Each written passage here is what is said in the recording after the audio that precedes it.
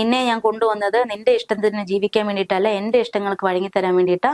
നിന്നെയും നിന്റെ മക്കളെ ഞാൻ ഇല്ലാതാക്കി കളയും, നീ എന്താ എന്നെ കുറിച്ച് വിചാരിച്ചെന്നൊക്കെ പറഞ്ഞ് എന്റെ കഴുത്തിന് കയറി പിടിച്ചിട്ട് ഇത്രയും പറഞ്ഞത്. ഞാൻ ഇങ്ങനെ തന്നെ പറഞ്ഞു, സാർ എനിക്ക് എന്തെങ്കിലും സംഭവിച്ചാല് അത് സാറിന് അതിനുള്ള ഇതറിയും, കാരണം നാട്ടില് ഇതറിയും എന്ന് ഞാൻ ഇങ്ങനെ പറഞ്ഞു. അപ്പൊ എന്നെ അടിച്ചു, എന്റെ കവളത്ത് അടിച്ചു. നീ എനിക്കെതിരെയുള്ള കുറെ തെളിവുകള്, കാരണം അയാൾ അയച്ച കുറെ മെസ്സേജുകള്, വൾഗറായിട്ടുള്ള കുറച്ച് ഫോട്ടോസുകള്, അതൊക്കെ ആ ഫോണിലൊക്കെ ഉണ്ടായിരുന്നു. അതൊക്കെ അയാൾക്കറിയാം അതൊക്കെ എന്റെ കയ്യിലുണ്ടെന്നുള്ളത്. അപ്പോ ഇതൊക്കെ വെച്ചല്ലേ നീ ഭീഷണിപ്പെടുന്നത്, ഇനി നീ എന്തോ ചെയ്യുന്ന എനിക്കറിയാം. പിന്നെന്താണ് നിന്റെ ഈ ഫോണിൽ കിടക്കുന്ന എന്തായാലും നിന്റെ ഫോട്ടോസ് കാണുമല്ലോ, അതൊക്കെ വെച്ച് എന്തോ ചെയ്യണമെന്ന് എനിക്കറിയാം എന്നൊക്കെ പറഞ്ഞിട്ട് വളരെ മോശമായിട്ട് എന്നോട് സംസാരിച്ചു. വിസ തീർന്നു, അപ്പോഴത്തെ എനിക്ക് പുറത്തിറങ്ങാൻ പറ്റത്തില്ല, വിസ കംപ്ലീറ്റ് തീർന്നല്ലോ. പിന്നെ എന്റെ വീട്ടിൽ വിളിക്കുമ്പോഴെല്ലാം എന്റെ വീട്ടുകാർ ഹംസയെ വിളിക്കുമ്പോഴെല്ലാം ഹംസ പറയുന്നത് അവരെ പുറത്തിറങ്ങിയാല് പോലീസ് പിടിക്കും. അയാൾ ഒരു പെണ്ണ് വിഷയത്തിൽ അയാൾ ഭയങ്കര ഇതാണ്. പക്ഷെങ്കിൽ അയാൾക്കെതിരെ നിൽക്കാൻ ഞങ്ങൾക്ക് പേടിയാണ്, കാരണം അയാൾ ഒരുപാട് ഹെൽപ്പ് ചെയ്യുന്നു, അയാളുടെ കാശാണ് ഞങ്ങൾക്ക് കിട്ടുന്നത്. അപ്പൊ പിന്നെ അയാൾക്കെതിരെ നിന്നാൽ ഞങ്ങൾക്ക് പണി തരും അയാൾ, ഇങ്ങനെ തന്നെ പറയുന്നത്. അയാളുടെ ഡോറ് അയാൾക്ക് തന്നെ ലോക്ക് ചെയ്യാൻ പറ്റും. അയാൾ ലോക്ക് ചെയ്തിട്ട് അപ്പൊ ഞാൻ ഇവിടെ ഇങ്ങനെ ഫ്രണ്ടിൽ നിൽക്കുകയാണ്, ടേബിളിന്റെ ഫ്രണ്ടിൽ നിൽക്കുകയാണ്. അയാൾ ഇങ്ങനെ ഇറങ്ങി വന്നു, ഫോൺ കോൾ ചെയ്യുന്നതായിട്ടാണ് എണ്ണീറ്റ് വന്ന് ഫോണ് നോക്കിക്കൊണ്ടാണ് വന്നത്. അപ്പൊ ഞാനും കരുതി അയാൾ, അപ്പൊ എന്റെ ഫോണൊന്നും ഞാൻ എടുത്തിട്ടില്ല, ഞാൻ ജസ്റ്റ് വിളിച്ചോണ്ട് പെട്ടെന്ന് താഴോട്ട് ഇറങ്ങി വരിക ചെയ്തത്. അപ്പൊ ഇയാൾ അവിടെ നിന്നിട്ട് ബാക്കിൽ കൂടി വന്ന് കയറി പിടിക്കുക ചെയ്തത്. ഇനി പോരാട്ടം എന്ന് വെച്ചാല് ഇനി പബ്ലിക്കായിട്ട് എല്ലാം പറയൂ, അത്രേ ഉള്ളൂ. അല്ലാതെ നമുക്ക് നമ്മുടെ നിയമപരമായിട്ട് പോയപ്പോ എനിക്കൊന്നും അവിടെ നിന്ന് കിട്ടുന്നില്ല, ഇതുവരെയും കിട്ടിയിട്ടില്ല. നമസ്കാരം, മലയാളി വാർത്ത ഇൻസൈഡിലേക്ക് സ്വാഗതം. ഇത് വല്ലാത്തൊരു ദുരന്ത കഥയാണ്. 2021 ഡിസംബറിൽ കുവൈറ്റിൽ ഒരു ജോലി ആവശ്യത്തിന് വേണ്ടി പോയ ഒരു യുവതിയുടെ ദുരന്താനുഭവം. ക്രൂരതയുടെ വലിയ സംഭവ പരമ്പരകളാണ് ഈ യുവതിക്ക് നേരിടേണ്ടി വന്നത്. 2021 ചില സുഹൃത്തുക്കൾ പറഞ്ഞതനുസരിച്ച് കുവൈറ്റിലുള്ള മുസ്തഫ ഹംസ എന്നയാളെ ഈ യുവതി ഫോണിൽ വിളിക്കുന്നു. തുടർന്ന് മുസ്തഫ ഹംസ ഒരാഴ്ചക്കുള്ളിൽ വിസ അയച്ചു കൊടുത്ത് അയാളുടെ ഒരു മെഡിക്കൽ സെന്ററിലെ റിസപ്ഷനിസ്റ്റായിട്ട് ഈ യുവതിയെ അപ്പോയിന്റ് ചെയ്യുന്നു. ഏറെ പ്രതീക്ഷയോടെ കുവൈറ്റിലേക്ക് ചെല്ലുന്നു. എന്നാൽ അവിടെ നേരിട്ട ദുരനുഭവം അവർ തന്നെ വിവരിക്കും. പിന്നീട് വലിയ യാതനകൾ താണ്ടി 13/7/2024 പത്തനംതിട്ട പോലീസ് സ്റ്റേഷനിൽ നൽകിയ ഒരു പരാതി. ഈ പരാതിയിൽ FIR എടുത്തിട്ടുണ്ട് പത്തനംതിട്ട പോലീസ് സ്റ്റേഷനിൽ നിന്ന്.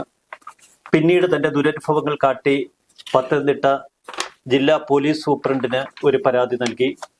എന്നാൽ മുസ്തഫ ഹംസ എന്ന പണക്കാരൻ അയാളുടെ സ്വാധീനം ഉപയോഗിച്ച് എല്ലാ തലങ്ങളിലും പോലീസിനെ സ്വാധീനിക്കുന്നു. രാഷ്ട്രീയ നേതാക്കളെ ഉപയോഗിച്ച് കേസ് അട്ടിമറിക്കുന്നു. FIR-ൽ രേഖപ്പെടുത്തിയിരിക്കുന്നത് ഗുരുതരമായ ആരോപണങ്ങൾ തന്നെയാണ്. പോലീസ് കേസ് അന്വേഷിച്ച് നീതിയുക്തമായി പ്രതിക്കെതിരെ നടപടിയെടുത്താൽ അത് കൃത്യമായ ഒരു നിയമ സംവിധാനത്തിൽ ഒരു യുവതിക്കുള്ള വിശ്വാസം വർദ്ധിപ്പിക്കും. എന്നാൽ അതിലൊക്കെ അപ്പുറം കുവൈറ്റിലും ഗൾഫ് നാടുകളിലുമൊക്കെ ഇത്തരം ചതിക്കെണിയിൽ പെട്ടുപോകുന്ന യുവതികളുടെ കണ്ണീരിന്റെ കഥ പ്രേക്ഷകർ മനസ്സിലാക്കണം. നമുക്ക് ആ യുവതിയിൽ നിന്ന് തന്നെ കാര്യങ്ങൾ മനസ്സിലാക്കാം. 2021 കുവൈറ്റിലേക്ക് പോകുന്നത്? അതെ, 2021 ഡിസംബറിൽ. എങ്ങനെയാണ് കുവൈറ്റിലെ ഈ ജോലിയെ കുറിച്ച് അറിഞ്ഞത്, അങ്ങോട്ടേക്ക് പോയത്?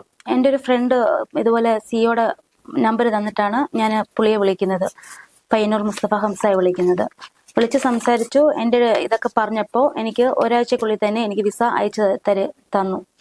അങ്ങനെ ഞാൻ ഇവിടെ പോകുന്നത്. മെട്രോ മെഡിക്കൽ സെന്റർ എന്ന സ്ഥാപനമാണ് ഈ ഹംസ നടത്തുന്നത്? അതെ. അല്ല, കുറച്ചധികം സ്ഥാപനങ്ങളുണ്ട്. 5 സ്ഥാപനമുണ്ട് ഇതിന്റെ തന്നെ. ഞാൻ പോയ ടൈമിൽ 3 ഉള്ളായിരുന്നു, അതിനുശേഷം 2 കൂടി വന്നു. പിന്നീട് അവിടെ ചെന്നിട്ടുള്ള അനുഭവം എങ്ങനെയായിരുന്നു? ഒരു പരിചയമില്ലാത്ത കുവൈറ്റിലേക്ക് ഒറ്റയ്ക്ക് പോകാനുള്ള ധൈര്യമൊക്കെ ഉണ്ടായിരുന്നോ? ധൈര്യം ഉണ്ടായിരുന്നു ചോദിച്ചാൽ, എന്റെ ഹസ്ബൻഡ് 10-20 വർഷമായിട്ട് കുവൈറ്റിലുണ്ടായിരുന്നു. ഹസ്ബൻഡും ഹസ്ബൻഡിന്റെ ചേട്ടനും അവരുടെ ഫാമിലിയിൽ കുറെ പേരൊക്കെ അവിടെ വർക്ക് ചെയ്യുന്നുണ്ടായിരുന്നു. അങ്ങനെ കുവൈറ്റുമായിട്ട് എനിക്ക് കുറച്ച് അവിടെ ഉള്ള സുഹൃത്തുക്കളൊക്കെ ഉണ്ട്. അങ്ങനെയാണ് ഈ നമ്പർ എനിക്ക് തരുന്നത്. ഒരു ജോലി അന്വേഷിച്ച് ഇങ്ങനെ ഓരോരുത്തരെ എൻ്റെ ഫ്രണ്ടിനെയൊക്കെ വിളിച്ചപ്പോഴാണ് ഇതുപോലെ മെട്രോ മെഡിക്കൽ കെയറിൽ ഇങ്ങനെ ഒരു സ്ഥാപനമുണ്ട്, അവിടെ ചിലപ്പോൾ വിളിച്ച് ചോദിച്ചു നോക്ക്. അവിടുത്തെ സിഇഒയുടെ നമ്പർ എനിക്ക് തന്നതും ഞാൻ വിളിച്ച് സംസാരിച്ച ഉടനെ തന്നെ പുള്ളി എനിക്ക് ഓക്കെ.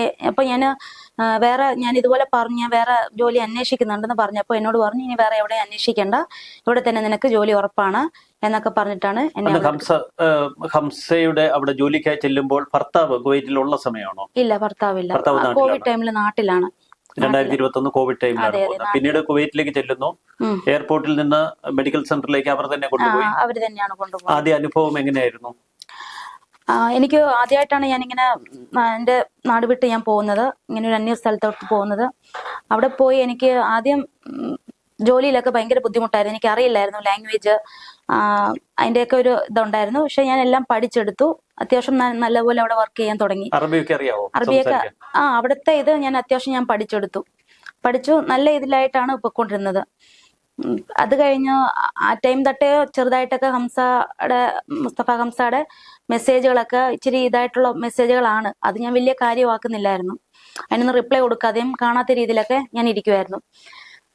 പിന്നീട് ഞാൻ അവിടെ ജോലി കയറി ഒരു 2 മാസം കഴിഞ്ഞപ്പോഴത്തേക്കിന് എന്നെ ആദ്യം കൊണ്ടുപോയ സ്ഥാപനത്തിൽ നിന്ന് വേറൊരു ബ്രാഞ്ചിലോട്ട് മാറ്റി വരും. അപ്പൊ തൊട്ട് പുള്ളി എൻ്റെ അടുത്ത് മോശമായിട്ടാണ്. കാരണം അത് ഈ മുസ്തഫ ഹംസയുടെ മെയിൻ ബ്രാഞ്ചിന്റെ തൊട്ട് അടുത്തുള്ള ചെറിയൊരു ബ്രാഞ്ചിലാണ് എന്നെ മാറ്റുന്നത്. അപ്പൊ അവിടെ ആകുമ്പോൾ ഇച്ചിരി കൂടെ ഫ്രീഡം ആണ് മുസ്തഫ ഹംസയ്ക്ക്. അങ്ങനെ അവിടെ പോയപ്പോഴത്തേക്കിന് എനിക്ക് എപ്പോഴും മെസ്സേജ് അയക്കലും പിന്നെ എപ്പോഴും കാണാനും അങ്ങനെയൊക്കെ ഒരു ഇതായിരുന്നു പുള്ളിക്ക്. അപ്പോൾ ആദ്യമൊക്കെ ഞാൻ എതിർത്തു. പിന്നീട് ഞാൻ പറഞ്ഞു എനിക്ക് നാട്ടിൽ പോകണം, എനിക്കിവിടെ പറ്റില്ല എന്ന് പറഞ്ഞു ഞാൻ മുസ്തഫ ഹംസയായിട്ട് തന്നെ ഞാൻ സംസാരിക്കുന്നുള്ളൂ. പുള്ളി എന്നെ വിളിച്ച് ഞാൻ ഇത് തന്നെ പറയുമായിരുന്നു, എനിക്ക് പറ്റത്തില്ല, എനിക്ക് ജോലി വേണ്ട, എനിക്ക് നാട്ടിൽ പോകണം എന്നൊക്കെ പറഞ്ഞു. അവിടെ പോയി 3 മാസം കഴിഞ്ഞപ്പോൾ തന്നെ അവർ തന്നെ എനിക്ക് ടിക്കറ്റ് എടുക്കാൻ, ഞാൻ നിർബന്ധിച്ച് ടിക്കറ്റ് എടുക്കാൻ പറഞ്ഞു. ടിക്കറ്റ് എടുത്തു. അപ്പോൾ അപ്പൊ എനിക്ക് സാലറി തരാതെ ഹോൾഡ് ചെയ്ത് വെച്ചിരിക്കുകയായിരുന്നു. അപ്പൊ ഞാൻ ചോദിച്ചു എന്റെ സാലറി എന്താ തരാത്തേന്ന് ചോദിച്ചപ്പോൾ എന്നോട് പറഞ്ഞു ഹംസ സാറ് പറഞ്ഞിട്ടാണ് സാലറി തരാത്തേന്ന് പറഞ്ഞു. അപ്പൊ ഞാൻ പുള്ളിയുടെ ചോദിക്കാനായിട്ട് പുള്ളിയുടെ ബ്രാഞ്ചിൽ ഓഫീസിൽ പോയി ചോദിച്ചപ്പോഴത്തേക്കിന് അയാൾ എൻ്റെ അടുത്ത് പറഞ്ഞത്, എന്റെ ഇഷ്ടങ്ങൾക്ക് വഴങ്ങാത്തവർക്ക് എനിക്ക് ഇവിടെ ജോലി തരാൻ പറ്റില്ല, അതിനു വേണ്ടിയിട്ടാണ് ഞാൻ കൊണ്ടുവന്നത്. അപ്പൊ പിന്നെ എനിക്ക് തരാൻ താല്പര്യമില്ല, നീ നിന്റെ വീട്ടിൽ പൊക്കോ എന്ന് പറഞ്ഞു. അപ്പൊ ഞാൻ പറഞ്ഞു ഞാൻ പോകാൻ തന്നെയാണ് തീരുമാനിച്ചിരിക്കുന്നത്, പക്ഷെ എനിക്ക് എന്റെ സാലറി വേണം, ഞാൻ 1 മാസം ജോലി ചെയ്തതിന്റെ സാലറി എനിക്ക് വേണം, നാട്ടിൽ പോകുമ്പോൾ എനിക്ക് എന്തെങ്കിലും എന്റെ കുഞ്ഞുങ്ങൾക്ക് ഇതാക്കിക്കൊണ്ട്. അപ്പൊ പറഞ്ഞു അതൊന്നും പറ്റത്തില്ല എന്ന് പറഞ്ഞിട്ട് ദേഷ്യപ്പെട്ട് സംസാരിച്ചു. അങ്ങനെ ദേഷ്യപ്പെട്ട് അവിടുന്നും എൻ്റെ അടുത്ത് വളരെ മോശമായിട്ടാണ് സംസാരിച്ചത്. അങ്ങനെ റൂമിൽ വന്നിട്ട് ഞാൻ പുള്ളിയായിട്ട് സംസാരിച്ചു, ഫോണിൽ വിളിച്ചിട്ട് ഞാൻ ഇതുപോലെ പറഞ്ഞു, ഞാൻ എന്തായാലും നാട്ടിൽ പോയാലും സാർ ഇങ്ങനെ മോശമായിട്ട് എൻ്റെ അടുത്ത് ഇത്രയും ബിഹേവ് ചെയ്തത് ഞാൻ എന്തായാലും പുറത്ത് ഞാൻ പറയും. എൻ്റെ ഫോണിലെല്ലാം മെസ്സേജുകളും സാർ അയച്ച മെസ്സേജുകളും എല്ലാ രേഖകളും എൻ്റെ കയ്യിലുണ്ട് എന്ന് ഞാൻ അന്ന് ഫോണിൽ കൂടി പറഞ്ഞത് അതെനിക്ക് വലിയൊരു പ്രശ്നമായി. അവിടെ ജോയിൻ ചെയ്ത് എത്ര മാസം കഴിഞ്ഞപ്പോഴായിരുന്നു? 3 മാസം. അങ്ങനെ പറഞ്ഞ ഉടനെ തന്നെ അയാൾ എൻ്റെ ഫോണ്, എൻ്റെ പഴയൊരു ഫോണായിരുന്നു അത്, അയാൾ എൻ്റെ റൂംമേറ്റിനെ കൊണ്ട് തന്നെ എൻ്റെ കൂടെ റൂമിൽ താമസിക്കുന്ന കുട്ടിയും എൻ്റെ കൂടെ വർക്ക് ചെയ്യുന്ന കുട്ടിയും, ആ കുട്ടിയെ കൊണ്ട് തന്നെ ആ ഫോണ് എടുത്തു മാറ്റിയാ ചെയ്തത്. ഫോൺ എടുത്തു മാറ്റി, എൻ്റെ പഴയ ഫോൺ എടുത്തു മാറ്റി. ഇവരാണ് ഹംസയ്ക്ക് കൊടുത്തതെന്നുള്ളത് അവിടെ എല്ലാവർക്കും അറിയുന്ന കാര്യമാണ്. കാരണം എൻ്റെ റൂമിൽ ആ കുട്ടി മാത്രമേ ഉള്ളൂ.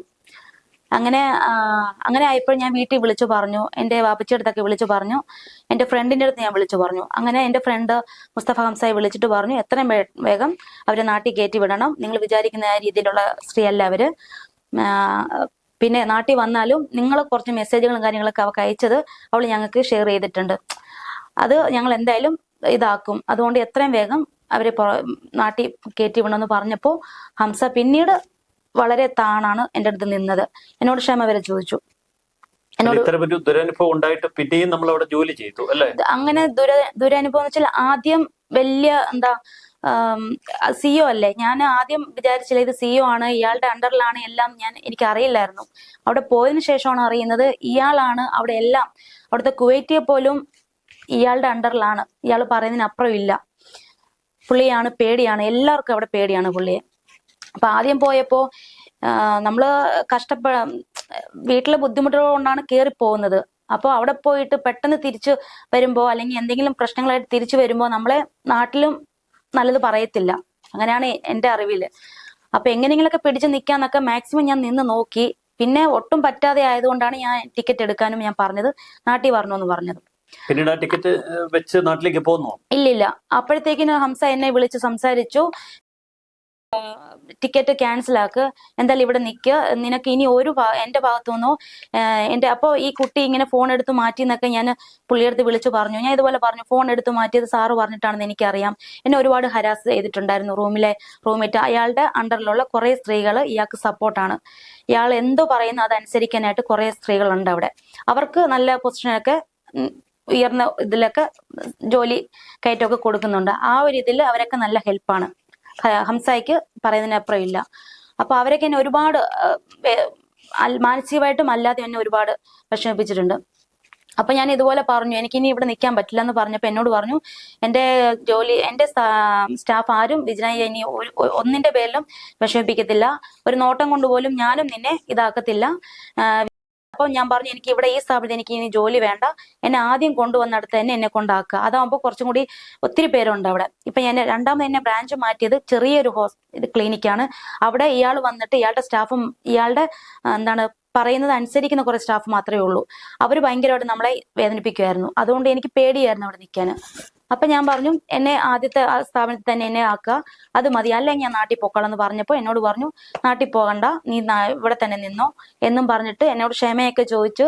അവിടുത്തെ ജോയ്സ് എന്ന് പറയുന്ന അവിടുത്തെ HR വിളിച്ച് സംസാരിച്ച് അതിന്റെയൊക്കെ റെക്കോർഡ് തെളിവുകളൊക്കെ എൻ്റെ അടുത്തുണ്ടായിരുന്നു. അങ്ങനെ HR വിളിച്ച് പറഞ്ഞിട്ട് അങ്ങനെ എനിക്ക് ഫർമാനി, അതായത് പഴയ സ്ഥലത്ത് തന്നെ എനിക്ക് ജോലി ഇതാക്കി തന്നു. അങ്ങനെയാണ് പിന്നെ ഞാൻ അവിടെ നിൽക്കുന്നത്. അതിനുശേഷം ഹംസ എൻ്റെ അടുത്ത് പഴയതുപോലെ ഇല്ല, എന്നാലും ചെറിയ ചെറിയ വരുമ്പോഴത്തേക്ക് ഹംസ എന്ന് പറയുന്ന ആള് അവിടുത്തെ സ്റ്റാഫിന്റെ അവിടുത്തെ ക്ലീനിങ് സ്റ്റാഫ് തൊട്ട് മേളില് ഹംസയ്ക്ക് മേളിൽ നിൽക്കുന്ന കുവൈറ്റിക്ക് വരെ ഹംസയുടെ പേടിയാണ്. അതെന്താന്ന് എനിക്കറിയത്തില്ല. ഹംസ പറയുന്നതിന് അപ്പുറം ഇല്ല. പിന്നീട് എന്താണ് ഈ സിറ്റുവേഷൻ കൂടുതൽ മോശമാകാനുള്ള ഒരു കാരണം? കൂടുതൽ മോശമെന്ന് വെച്ചാല് പിന്നീട് ഇടയ്ക്കിടയ്ക്ക് ഇങ്ങനെ ചെറിയ മെസ്സേജുകളും പിന്നെയും ഉണ്ട്. പിന്നെ ഇടയ്ക്കിടയ്ക്ക് പുള്ളിയുടെ 6th ഫ്ലോറിലാണ് പുള്ളിയുടെ ഓഫീസ്. അത് ഓഫീസ് എന്ന് പറയാൻ പറ്റത്തില്ല, പുള്ളിയുടെ അത് ബെഡ്റൂം തന്നെയാണ്. അങ്ങനെയാണ് അവിടെ ഇതാക്കി വെച്ചിരിക്കുന്നത്. അകത്ത് ക്യാമറ ഒന്നുമില്ല. അപ്പൊ ഇടയ്ക്കിടയ്ക്ക് അയാള് ക്യാമറ ചെക്ക് ചെയ്തിട്ട് അയാളുടെ റൂമിലത്തെ വീഡിയോ ചെക്ക് ചെയ്തിട്ട് മേളിൽ റൂമിൽ വിളിപ്പിക്കുമായിരുന്നു. ഓരോ കംപ്ലൈന്റ് പറഞ്ഞിട്ടാണ് വിളിക്കുന്നത് മൊത്തം. ഡ്യൂട്ടി ടൈമിലാണെങ്കിലും മേളിൽ കയറി പോകണം. അങ്ങനെ കയറി പോകുമ്പോഴല്ലേ എന്നോട് പറയുന്നത്, ഞാൻ പറയുന്നത് മനസ്സിലാക്കുക, നിന്നെ ഞാൻ കൊണ്ടുവന്നത് നിന്നെ ഹെൽപ്പ് ചെയ്യാൻ വേണ്ടിയിട്ടല്ലേ, നിന്റെ ഫാമിലി ഞാൻ നോക്കിക്കോളാം, നിന്റെ മക്കളെ ഞാൻ നോക്കിക്കോളാം, നിന്റെ പ്രശ്നങ്ങളൊക്കെ ഞാൻ തീർക്കാം എന്നൊക്കെ പറഞ്ഞിട്ട് എനിക്ക് ഒരുപാട് ഓഫറുകളൊക്കെ പറയുമായിരുന്നു.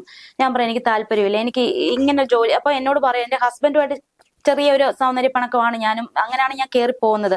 സാമ്പത്തികമായിട്ട് ഇച്ചിരി ഇഷ്യൂ ഉള്ളതിന്റെ പേരിലാണ് ഞാൻ കയറി പോകുന്നത്. അപ്പോ പുള്ളി പറയുന്നത്, ഞാൻ ഫോണിൽ അന്ന് ആദ്യം ജോലിയുടെ കാര്യം പറഞ്ഞപ്പോ ഇതുപോലെ ഞാൻ പറഞ്ഞിട്ടുണ്ടായിരുന്നു. അത് സ്വാഭാവികം. ഞാൻ പറഞ്ഞു, ഇതുപോലെ നല്ല ബുദ്ധിമുട്ടാണ്, ഹസ്ബൻഡിന് ജോലിയില്ല, അതുകൊണ്ട് എന്റെ വീട്ടിലാണ്, ഹസ്ബൻഡുമായിട്ട് ഇച്ചിരി ഇതല്ലാണെന്ന് ഞാൻ പറഞ്ഞത് വെച്ച് ഇയാൾ പറയുന്നു, നിന്റെ ഹസ്ബൻഡുമായിട്ട് നീ ബന്ധം വേർപെടുത്ത്, ഞാൻ നിന്നെ കല്യാണം കഴിക്കാം, നിനക്ക് നല്ലൊരു ലൈഫ് തരാം, അങ്ങനെ എന്നൊക്കെ പറഞ്ഞിട്ട് എന്നെ ഇതാക്കുമായിരുന്നു. അപ്പൊ ഞാൻ പറഞ്ഞു, എനിക്ക് വേണ്ട, ഞാൻ ഇങ്ങനെ ഈ ജോലി തന്നെ എനിക്ക് തരുവാണെന്നുണ്ടെങ്കിൽ ഒരു പ്രശ്നമില്ലാതെ ഈ ജോലി മുന്നോട്ട് പോകാനാണ് എനിക്ക് താല്പര്യം. എനിക്കിതിന് പ്രൊമോഷൻ ചോദിക്കുന്നില്ല. എനിക്ക് സാലറി കൂട്ടി, ഞാൻ ചെയ്യുന്ന ജോലിക്ക് നിങ്ങൾക്ക് സാലറി കൂട്ടാൻ താല്പര്യം ഉണ്ടെങ്കിൽ മാത്രം കൂട്ടിയാൽ മതി, അതുപോലെ ഞാൻ ചോദിക്കുന്നില്ല. അല്ലാതെ എനിക്ക് ജോലി വേണ്ട, അല്ലെങ്കിൽ ഞാൻ നാട്ടിൽ പൊക്കോളാം സാറെന്ന് പറഞ്ഞ് അങ്ങനെ ഇടയ്ക്കിടയ്ക്ക് ഇങ്ങനെ സംസാരിക്കുമായിരുന്നു. അങ്ങനെ അങ്ങ് പോകുമായിരുന്നു. അത് കഴിഞ്ഞിട്ടൊരു സുപ്രഭാതത്തില് ഇതുപോലെ പിന്നെയും ഇയാൾക്ക് എന്നെ വിളിപ്പിച്ചു. ഒരു പ്രാവശ്യം എന്നെ വിളിപ്പിച്ച് വളരെ മോശമായിട്ട് എന്നോട് സംസാരിച്ചപ്പോൾ ഞാൻ പറഞ്ഞു, അപ്പൊ എന്റെ കയ്യിൽ തെളിവുകളൊന്നുമില്ല. ഫോണൊക്കെ ആദ്യത്തെ ഫോൺ അയാളുടെ കയ്യിലായിപ്പോയി, പഴയൊരു ഫോണ്. അത് കഴിഞ്ഞ് അയാൾ എൻ്റെ അടുത്ത് വളരെ മോശമായിട്ട് സംസാരിച്ചപ്പോൾ ഞാൻ പറഞ്ഞു, സാറേ എനിക്ക് പറ്റത്തില്ല, എനിക്ക് നാട്ടിൽ പോയേ പറ്റത്തുള്ളൂ, എനിക്ക് ഇങ്ങനെ പറ്റുന്നില്ല എന്ന് പറഞ്ഞ് അയാളോട്ട് പിന്നെയും ഒരു സംസാരം ഉണ്ടായിട്ടുണ്ട്. അങ്ങനെ പുള്ളിയുമായിട്ട് പിന്നെയും വഴക്കായി, പ്രശ്നമായി. ഇതിന്റെ ഇടയ്ക്ക് ഞാനൊന്ന് വെക്കേഷൻ നാട്ടിൽ വന്നിട്ടുണ്ടായിരുന്നു. എനിക്ക് വെക്കേഷൻ തരത്തില്ലായിരുന്നു. അങ്ങനെ ഞാൻ പിന്നെയും ബഹളം ഉണ്ടാക്കി. എനിക്ക് വെക്കേഷൻ തന്നേ പറ്റത്തുള്ളൂ, 1 വർഷത്തിൽ കൂടുതലായി. സാധാരണ 1 വർഷത്തിൽ അവിടെ ലീവ് കൊടുക്കേണ്ടതാണ്, എനിക്ക് തരത്തില്ലായിരുന്നു. പിന്നെ ഞാൻ ആപ്ലിക്കേഷൻ ഒക്കെ കൊടുത്ത് ആദ്യം ഒന്ന് റിജക്റ്റ് ആക്കി, രണ്ടാമതും കൊടുത്ത് റിജക്റ്റ് ആക്കി, മൂന്നാമത് പിന്നെ അയാളുടെ കാലും കൈയൊക്കെ പിടിച്ചിട്ടാണ് എനിക്ക് 1 മാസത്തേക്ക് ലീവ് തന്ന് ഞാൻ നാട്ടിൽ വന്നിട്ട് തിരിച്ചു പോയപ്പോൾ വീണ്ടും പുള്ളിക്ക് എൻ്റെ അടുത്ത് ഒരു ബുദ്ധിമുട്ട്. അങ്ങനെ ഒരു പ്രാവശ്യം എന്നെ വിളിച്ചിട്ട് പറഞ്ഞു, തനിക്ക് ഞാൻ പറയുന്നതിൽ നിനക്ക് അക്സെപ്റ്റ് ചെയ്യാൻ പറ്റുമോ, ഞാൻ അവസാനമായിട്ട് ചോദിക്കാന്നൊക്കെ പറഞ്ഞു. ഞാൻ പറഞ്ഞു, ഇല്ല, എനിക്ക് പറ്റത്തില്ല സാറേ എന്ന് ഞാൻ പറഞ്ഞു. എനിക്ക് ഹസ്ബൻഡുമായിട്ട് ഒന്നിച്ച് പോകാനാണ് താല്പര്യം, ഞങ്ങൾ തമ്മിൽ ബന്ധം ബോധ്യപ്പെടുത്തിയിട്ടില്ല. സാർ ഇനി എൻ്റെ അടുത്ത് ഇത് ആവർത്തിക്കരുതെന്ന് പറഞ്ഞു. ഓക്കെ ഓക്കെ എന്നാ പൊയ്ക്കോ, ഡ്യൂട്ടി കയറിക്കെന്ന് പറഞ്ഞ് എന്നെ പറഞ്ഞു വിട്ടു. അത് കഴിഞ്ഞ ഒരു ദിവസം പിന്നെ ജോലിക്ക് നാട്ടിൽ വന്നിട്ട് തിരിച്ചുപോയി ഒരാഴ്ച കഴിഞ്ഞപ്പോഴാണ് ഇത് സംസാരം ഉണ്ടായത്.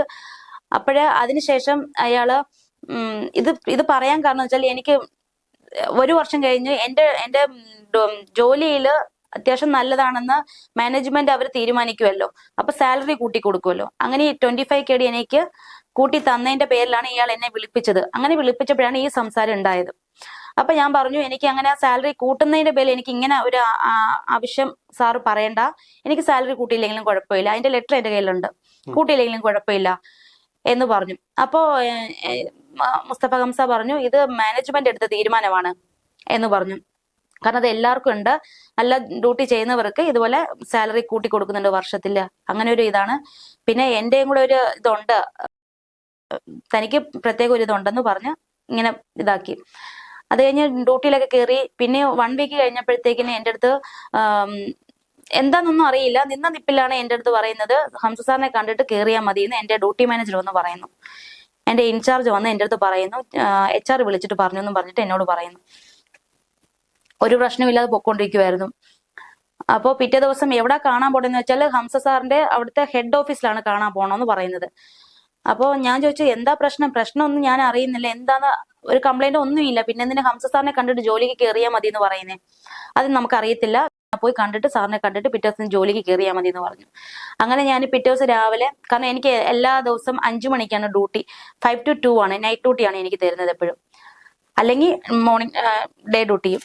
അങ്ങനെ ഞാൻ ഹംസ സാറിനെ കാണാനായിട്ട് പിറ്റേ ദിവസം രാവിലെ ഞാൻ പോയപ്പോഴത്തേക്കും എൻ്റെ അടുത്ത് ഇത് തന്നെയാണ് ആവശ്യപ്പെട്ടത്. എനിക്ക് കാണുമ്പോൾ എനിക്ക് ബുദ്ധിമുട്ടുണ്ട്, കാരണം തന്നെ ഞാൻ ജോലിക്ക് കൊണ്ടുവന്നത് എൻ്റെ ആവശ്യങ്ങൾക്ക് വേണ്ടിയിട്ടാ, എൻ്റെ ഇഷ്ടങ്ങൾക്ക് നീ ഇതാക്കിയില്ല എങ്കിൽ എനിക്ക് ജോലിക്ക് വെക്കാൻ എനിക്ക് ഭയങ്കര ബുദ്ധിമുട്ട് തോന്നുന്നുണ്ട്, തനിക്ക് ഞാൻ റിലീസ് തരാന്ന് പറഞ്ഞു. അപ്പൊ ഞാൻ പറഞ്ഞു, ഓക്കെ റിലീസ് തരുവാണെങ്കിൽ ഞാൻ ഓക്കെ ആണ്, കുഴപ്പമില്ല. പക്ഷെ നാട്ടിൽ ഇപ്പൊ നിപ്പിൽ ഞാൻ ഇപ്പൊ വന്നതേ ഉള്ളൂ, 1 മാസം വെക്കേഷന് പോയിട്ട് ഞാൻ കയറി വന്നതേ ഉള്ളൂ, ഇപ്പൊ എനിക്ക് നാട്ടിൽ പോകാൻ എനിക്ക് പറ്റത്തില്ല. റിലീസ് തരുവാണെങ്കിൽ ഞാൻ വേറെ എവിടെയെങ്കിലും ജോലി നോക്കിയിട്ട് ഞാൻ പൊക്കോളാം, സാർ എനിക്ക് റിലീസ് തന്നോ, കുഴപ്പമില്ല, അങ്ങനെ ഒരു ബുദ്ധിമുട്ടാണെങ്കിൽ വേണ്ട എന്ന് പറഞ്ഞു. അപ്പൊ പറഞ്ഞു ഓക്കെ ഞാൻ തരാന്ന് പറഞ്ഞിട്ട് എൻ്റെ അടുത്ത് പിന്നെ എന്നെ ഡ്യൂട്ടി കയറ്റുന്നില്ല. തരാന്ന് പറഞ്ഞ ആ വാക്കേ ഉള്ളൂ, പിന്നീട് എനിക്ക് സംസാരമൊന്നും ഇല്ല. അങ്ങനെ അവിടെ നിന്ന് സംസാരിച്ചിട്ട് ഞാൻ റൂമിൽ വന്നിട്ട് ഞാൻ പറയുന്നുണ്ട്, സാറേ അങ്ങനെയാണെന്നുണ്ടെങ്കിൽ ഞാൻ ജോലി അന്വേഷിച്ചോട്ടെ പുറത്ത്, എനിക്ക് റിലീസ് തരുവാണെന്നുണ്ടെങ്കിൽ. അപ്പൊ സാറ് പറഞ്ഞു, ഓക്കെ നീ അന്വേഷിച്ചോ, കുഴപ്പമൊന്നുമില്ല, നിനക്ക് റിലീസ് തരാന്നൊക്കെയാ പറഞ്ഞത്. 2 ദിവസം കഴിഞ്ഞു, 3 ദിവസം കഴിഞ്ഞ് എനിക്ക് റിലീസും ഇല്ല, ഒന്നുമില്ല. അപ്പൊ ഞാൻ പുള്ളിയെ വിളിച്ച് ചോദിക്കുന്നുണ്ട്, എനിക്ക് നിങ്ങൾ റിലീസ് തരത്തില്ല എങ്കിൽ ഞാൻ ജോലിക്ക് കയറാൻ എന്നെ അനുവദിക്കണം, എന്തിന്റെ പേരിലാണ് എനിക്ക് ടെർമിനേറ്റർ ലെറ്റർ പോലും തരാതെയാണ് എന്നെ ജോലിയിൽ നിന്ന് പിരിച്ച് റൂമിൽ ഇരുത്തിയിരിക്കുന്നത്. എനിക്ക് റൂമിൽ ഇങ്ങനെ ഇരിക്കാനും ബുദ്ധിമുട്ടുണ്ട്, ജോലി ചെയ്തുകൊണ്ടിരിക്കുന്ന ഒരാൾക്ക് നിന്ന നിപ്പില് ജോലി ചെയ്യേണ്ടത് പറയുമ്പോൾ അതിൻ്റെതായ ഒരു ബുദ്ധിമുട്ടുണ്ട്. അപ്പൊ സാർ എനിക്ക് ഡ്യൂട്ടിക്ക് കയറാനുള്ള പെർമിഷൻ കൊടുക്കണം, എനിക്ക് ഡ്യൂട്ടിക്ക് കയറണം, അത് സമ്മതിക്കുന്നില്ല. അങ്ങനെ ഞാൻ പറഞ്ഞു, സാറേ വീണ്ടും സാർ ഇത് തുടങ്ങുവാണെന്നുണ്ടെങ്കിൽ എനിക്ക് പഴയതുപോലെ തന്നെ എനിക്ക് എല്ലാം ഇതാക്കേണ്ടതായിട്ട് വരും, ഞാൻ ഇനി അടങ്ങിയിരിക്കത്തില്ല, സാർ എന്നെ നാട്ടിൽ കയറ്റി വിട്ടോ, എനിക്ക് വേണ്ട ഇനി നിങ്ങളുടെ ജോലി എന്ന് തന്നെ ഞാൻ പറഞ്ഞു. അങ്ങനെ പിന്നെയും സംസാരം ഉണ്ടായിട്ട് എന്നോട് പറഞ്ഞു, ക്ഷമിക്കേ ഞാൻ നിനക്ക് ജോലി കയറാനുള്ള ഇത് തരാം, എന്തായാലും നീ ഇവിടെ ഡ്യൂട്ടിക്ക് കയറുന്ന എൻ്റെ അടുത്ത് പറഞ്ഞു, ഇവിടെ ഡ്യൂട്ടിക്ക് കയറ്, അല്ല എങ്കിൽ നിനക്ക് പുറത്ത് എവിടെയെങ്കിലും ഞാൻ തന്നെ ജോലി ശരിയാക്കി തരാമെന്നും പറഞ്ഞു. ഞാൻ പറഞ്ഞു, എന്തെങ്കിലും എനിക്ക് വേണം ഇവിടെ, അല്ലെങ്കിൽ എനിക്ക് പുറത്ത്, ഞാൻ പ്രശ്നത്തിനൊന്നും വരത്തില്ല, എന്നെ എൻ്റെ വഴിക്ക് വിട് എന്ന് ഞാൻ പറഞ്ഞു. അത് കഴിഞ്ഞ് അയാള് പിറ്റേ ദിവസം ഞാൻ റൂമിൽ ഇരുന്നപ്പോഴത്തേക്കിന് എന്നെ വിളിപ്പിച്ചു, ഡ്യൂട്ടി മാനേജർ പറഞ്ഞിട്ട് ഹംസ സാർ വിളിക്കുന്നു പറഞ്ഞിട്ട് എന്നെ വിളിപ്പിച്ചു. ഞാൻ പോയപ്പോഴത്തേക്കിന് എന്നോട് പറഞ്ഞു, ഇതുപോലെ ഇത് റിലീസിന്റെ കാര്യമാണ് പറഞ്ഞത്, റിലീസ് തരാൻ പറ്റത്തില്ല, ജോലി തനിക്കിപ്പോ കിട്ടുന്ന കാര്യം സംശയമാണ്. ഞാൻ പറഞ്ഞു, സാർ എന്താ ഈ പറയുന്നത്, അന്ന് പിന്നെ എനിക്ക് ഇവിടുത്തെ ജോലി തന്നൂടെ, എന്തായാലും ഞാൻ എല്ലാവരുമായിട്ട് ആലോചിച്ചിട്ട് പറയാന്ന് പറഞ്ഞു. അന്ന് എന്നെ പറഞ്ഞു വിട്ടു. അത് കഴിഞ്ഞ് 2 ദിവസം കഴിഞ്ഞപ്പോ സാറേ, 2 ദിവസമല്ല 1 ദിവസം കഴിഞ്ഞപ്പോഴത്തേക്കിന് ഞാൻ ഹംസ സാർ ഉണ്ടെന്ന് അറിഞ്ഞിട്ട് ഞാൻ സാറിന്റെ ഓഫീസിൽ പോയി. ഞങ്ങളുടെ അവിടെ തന്നെ, ഞാൻ ജോലി ചെയ്യുന്നിടത്ത് തന്നെ, ഫർവാനിയ. അവിടെ പോയപ്പോഴും സാർ ഇവിടെ ഉണ്ട്. അപ്പൊ ഞാൻ ചോദിച്ചു, നിങ്ങൾ എന്റെ പാസ്പോർട്ട് ഇതാ, എനിക്ക് നാട്ടിൽ പോകണം, എനിക്ക് ജോലി വേണ്ട, ഇനി എനിക്ക് റിലീസും വേണ്ട, എനിക്ക് നാട്ടിൽ പോകണം. കാരണം എനിക്കത് ഇനി നിൽക്കും തോറും എനിക്ക് എന്തോ ഇവര് എന്നെ കൊടുക്കുമെന്ന് എനിക്ക് മനസ്സിൽ തോന്നി. കാരണം ജോലി ഇല്ലാതെ ഈ റൂമിൽ തന്നെ നിർത്തണമെങ്കിൽ എന്തെങ്കിലും ഒരു ഇത് കാണണമല്ലോ. അപ്പോൾ ഇയാൾ പറഞ്ഞു ഒന്ന് വെയിറ്റ് ചെയ്യ്, നമുക്ക് നോക്കാം എന്നൊക്കെ പറഞ്ഞു. ഞാൻ പറഞ്ഞു ഇല്ല സാർ, എനിക്ക് ഒന്നുകിൽ ഡ്യൂട്ടി, അല്ലെങ്കിൽ ഇനിയിപ്പോ ഡ്യൂട്ടി എനിക്ക് വേണ്ട, എനിക്ക് വീട്ടിൽ പോയാൽ മതി, എനിക്ക് പാസ്പോർട്ട് തരണമെന്ന് പറഞ്ഞ ഉടനെ അയാളുടെ ഡോറ് അയാൾക്ക് തന്നെ ലോക്ക് ചെയ്യാൻ പറ്റും. അയാൾ ലോക്ക് ചെയ്തിട്ട് അപ്പൊ ഞാൻ ഇവിടെ ഇങ്ങനെ ഫ്രണ്ടിൽ നിൽക്കുകയാണ്, ടേബിളിന്റെ ഫ്രണ്ടിൽ നിൽക്കുകയാണ്. അയാൾ ഇങ്ങനെ ഇറങ്ങി വന്നു, ഫോൺ കോൾ ചെയ്യുന്നതായിട്ടാണ് എണീറ്റ് വന്ന് ഫോണ് നോക്കിക്കൊണ്ടാണ് വന്നത്. അപ്പൊ ഞാനും കരുതി അയാൾ അപ്പൊ എന്റെ ഫോണൊന്നും ഞാൻ എടുത്തിട്ടില്ല, ഞാൻ ജസ്റ്റ് വിളിച്ചോണ്ട് പെട്ടെന്ന് താഴോട്ട് ഇറങ്ങി വരിക ചെയ്തത്. അപ്പൊ ഇയാൾ അവിടെ നിന്നിട്ട് ബാക്കിൽ കൂടി വന്ന് കയറി പിടിക്കുക ചെയ്തത്. അപ്പൊ എന്റെ അടുത്ത് പറഞ്ഞു, താൻ എന്താ പറഞ്ഞാൽ മനസ്സിലാക്കാത്തെ, എന്നോട് എന്താ എത്രയ്ക്ക് നിനക്ക് ഇതെന്ന് പറഞ്ഞിട്ടാണ് എന്നെ കയറി പിടിക്കുക ചെയ്തത്. അപ്പൊ ഞാൻ അയാളെ പിടിച്ച് തെള്ളിയിട്ട് പറഞ്ഞു, കഥ തുറക്കാൻ പറഞ്ഞു. കഥ തുറക്കാൻ പറ്റുന്നില്ല, ഞാൻ ഓടിപ്പോയി കഥ തുറക്കാൻ പറഞ്ഞു. അപ്പൊ ഞാൻ അവിടെ കിടന്ന് ബഹളം വെച്ചിട്ട് പറഞ്ഞ മര്യാദ കഥ തുറക്കാൻ പറഞ്ഞു. അയാൾ വീണു, അവിടെ ഒരു സെറ്റ് കിടപ്പുണ്ട്, അവിടെ വീണു. എന്നിട്ട് അയാൾ ചാടി, പെട്ടെന്ന് അയാൾ ടെൻഷനായി ഞാൻ അലച്ചപ്പോഴത്തേക്കിന്. അപ്പോൾ ഡോറ് പെട്ടെന്ന് അപ്പോഴേ ഞാൻ തുറന്നു, നല്ല ടൈറ്റ് ആയിരുന്നു, എനിക്കറിയത്തില്ല അത് എങ്ങനെ തുറന്നു എന്ന്. ഞാൻ തുറന്നപ്പോൾ അത് ഓപ്പണായി. പിന്നെ ഞാൻ പെട്ടെന്ന് ഇറങ്ങി സ്റ്റെപ്പ് വഴി കയറി ഓടുകയാണ് ചെയ്ത്, മേളിൽ റൂമിൽ കയറി പോവുകയാണ് ചെയ്ത്. അപ്പോൾ അവിടുത്തെ ആ ക്യാമറയിൽ അത് ആ ദൃശ്യമൊക്കെ ഉണ്ട്, ഞാൻ പെട്ടെന്ന് സ്പീഡിൽ മേളിൽ കയറി പോകുന്നു സ്റ്റെപ്പ് വഴിയൊക്കെ. താമസത്തിനുള്ള സൗകര്യം അവിടെ തന്നെയായിരുന്നു? തൊട്ട് മേളിലായിരുന്നു. എൻ്റെ 8th ഫ്ലോറിലായിരുന്നു എൻ്റെ റൂം. 7th ഫ്ലോറിൽ ഫിസിയോതെറാപ്പി ആയിരുന്നു. 6th ഫ്ലോറിലായിരുന്നു സിയോടെ room, ചെയർമാൻ്റെ room. അത് കഴിഞ്ഞിട്ട് റൂമിൽ പോയ ഉടനെ ഞാൻ അയാളെ വിളിച്ചിട്ട് പറഞ്ഞു, ഇനി ഞാൻ ക്ഷമിച്ചിരിക്കത്തില്ല. ഇത്ര ഞാൻ ക്ഷമിച്ചിരുന്നത് കുറച്ചെങ്കിലും കാരണം നിങ്ങൾ എനിക്ക് ജോലി തന്നു എന്നുള്ള ഒരു ഇതില്ല. ഇനി ഞാൻ ക്ഷമിച്ചിരിക്കത്തില്ല, ഇനി എനിക്ക് എന്തോ ചെയ്യണമെന്ന് എനിക്ക് അറിയാം എന്ന് പറഞ്ഞ് ഞാൻ ഫോൺ കട്ട് ചെയ്ത ഉടനെ എന്നെ MMC ഗ്രൂപ്പ്, അതായത് മെട്രോ മെഡിക്കലിന്റെ എല്ലാ ഗ്രൂപ്പിൽ നിന്നും എന്നെ റിമൂവ് ചെയ്തു. എല്ലാ ഗ്രൂപ്പിൽ നിന്ന് റിമൂവ് ചെയ്തു. അപ്പോഴത്തെ എന്നെ ഓരോരുത്തർ വിളിക്കാൻ തുടങ്ങി. എന്റെ കൂട്ടുകാരും എന്നെ കൂടെ വർക്ക് ചെയ്യുന്നവരെല്ലാം എന്നെ റിമൂവ് ചെയ്തപ്പോ, ഗ്രൂപ്പല്ലേ, അപ്പൊ എനിക്കറിയത്തില്ല സംഭവം. അപ്പൊ ഞാൻ ഹംസാടത്ത് അപ്പൊ തന്നെ ഞാൻ വിളിച്ചപ്പോ ഞാൻ പറഞ്ഞു, ഈ ഗ്രൂപ്പിൽ നിന്നല്ലേ എന്നെ റിമൂവ് ചെയ്യാൻ പറ്റത്തുള്ളൂ, സോഷ്യൽ മീഡിയയിലും അല്ല എന്നെ ഇതാക്കാൻ പറ്റത്തില്ലല്ലോ, എന്തോ വേണമെന്ന് എനിക്ക് അറിയാന്ന് പറഞ്ഞു ഞാൻ കട്ട് ചെയ്തു. അത്രേ പറഞ്ഞുള്ളൂ. അത് കഴിഞ്ഞു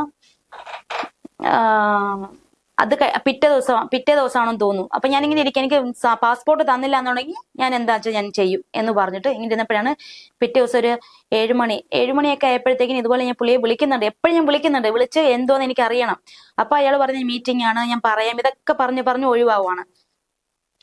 എന്നിട്ട് പറഞ്ഞു മാനേജ്മെന്റുമായിട്ട് സംസാരിച്ചിട്ട് നിന്നെ ഡ്യൂട്ടിക്ക് ഇടാന്ന് പറഞ്ഞു. അപ്പൊ ഞാൻ പറഞ്ഞു എനിക്കിന്റെ ഡ്യൂട്ടി വേണ്ട, എനിക്കിന്ന് വീട്ടിൽ പോയാൽ മതി, എനിക്ക് പാസ്പോർട്ട് തന്നു, ഇനിയിപ്പോ നിങ്ങളുടെ സ്ഥാപനം എനിക്ക് ജോലി വേണ്ട എന്ന് പറഞ്ഞു. 1 hour ഒന്ന് ക്ഷമിക്ക്, ഒരു മീറ്റിംഗിലാന്ന് പറഞ്ഞു. അങ്ങനെ ഞാൻ റൂമിൽ ഇരുന്നപ്പോഴാണ് 2 കുവൈറ്റികൾ മേളിൽ റൂമിൽ കയറി വന്നു. മേളിൽ റൂമിൽ കയറി വന്നപ്പോ ഞാൻ ഹാളിൽ നിന്ന് ചായ കുടിച്ചോണ്ടിരിക്കുകയായിരുന്നു. കയറി വന്നിട്ട് കതവി തട്ടിയിട്ട് ഇതുപോലെ ചോദിച്ചു. അപ്പൊ ഡോറ് പോയി തുറന്നത് എന്റെ വേറൊരു റൂമിലിരുന്ന് വേറൊരു കുട്ടിയായിരുന്നു. അവള് വന്ന് തുറന്നപ്പോഴത്തേക്കിന് അവളുടെ അടുത്ത് സിവിൽ ഐ ഡി വാങ്ങിച്ചു, അവളാണെന്ന് വെച്ചിട്ട്. അപ്പൊ സിവിൽ ഐ ഡി നോക്കിയപ്പോ അല്ല. അപ്പൊ എന്നെ വിളിച്ചു. അപ്പൊ എന്നോടും സിവിൽ ഐ ഡി തരാൻ പറഞ്ഞു. അപ്പൊ എന്റെ കയ്യിൽ ഫോണുണ്ട്. ഞാൻ സിവിൽ ഐ ഡി എടുക്കാനായിട്ട് റൂമിൽ പോകാനായിട്ട് പോയപ്പോ എന്നോട് കയ്യിലിരിക്കുന്ന ഫോൺ ഇങ്ങനെ തരാനാ പറഞ്ഞത്. ഞാൻ പറഞ്ഞു നിങ്ങൾ ആരാന്ന് ചോദിച്ചു. അപ്പൊ പറഞ്ഞു CID ആന്ന് പറഞ്ഞു. ഞാൻ പറഞ്ഞു ഇല്ല തരത്തില്ല എന്ന് പറഞ്ഞു. അപ്പൊ അവര് ദേഷ്യപ്പെട്ടു, ഷൗട്ട് ചെയ്തു. അപ്പൊ ഞാൻ റൂമിൽ ഇട്ടിരിക്കുന്ന ഡ്രസ്സിലാണ് ഞാൻ അവിടെ നിൽക്കുന്നത്. അപ്പൊ ഞാൻ പറഞ്ഞു, എന്നിട്ട് എന്നോട് വാന്ന് പറഞ്ഞു. ഞാൻ പറഞ്ഞു സിവിൽ ഐ ഡി എടുക്കണ്ടെന്ന് ചോദിച്ചപ്പോ ഇല്ല വാന്ന് പറഞ്ഞിട്ട്, അറബിയിലാണ്, വാന്ന് പറഞ്ഞിട്ട് ഇട്ടിരിക്കുന്ന ഡ്രസ്സോട് കൂടി എന്നെ വിളിച്ചു. അപ്പൊ ഞാൻ പറഞ്ഞു ഈ ഡ്രസ്സിൽ ഞാൻ വരത്തില്ല എന്ന് പറഞ്ഞു. 2 ആണുങ്ങളായിരുന്നു, സ്ത്രീകളില്ല. അപ്പൊ ഞാൻ അവിടെ ഇട്ടിരുന്ന ബുർക്ക എടുത്ത് അബായ ഇട്ടിട്ട് ഞാൻ ഇവരുടെ കൂടെ ഇറങ്ങി പോവുക ചെയ്തത്. അതൊക്കെ അവിടുത്തെ ഞങ്ങളുടെ റൂമിന്റെ മെയിൻ ഹാളില് ലിഫ്റ്റിന്റെ ഇതില് ക്യാമറയിൽ ഇതെല്ലാം പതിയുന്നുണ്ട്. അങ്ങനെ എന്നെ കൊണ്ടുപോയിട്ട് എന്നെ റൂമിലായിരുന്നു കൊണ്ടുപോയത്. അവിടെ അത് CID ഓഫീസൊന്നും അല്ലായിരുന്നു. കൊണ്ടുപോയി ആ ഒരു ടെൻഷനില് എനിക്ക് നല്ല ടെൻഷനായിരുന്നു. എന്നെ കൊണ്ടുപോയത് ആ ഹോസ്പിറ്റലിന്റെ നടുക്ക് സെന്ററിൽ കൂടെ ഹാളിൽ കൂടെ എന്നെ കൊണ്ടുപോയി. എല്ലാ പേഷ്യൻസും എല്ലാരും കണ്ട് എന്നെ കൊണ്ടുപോകുന്നത്.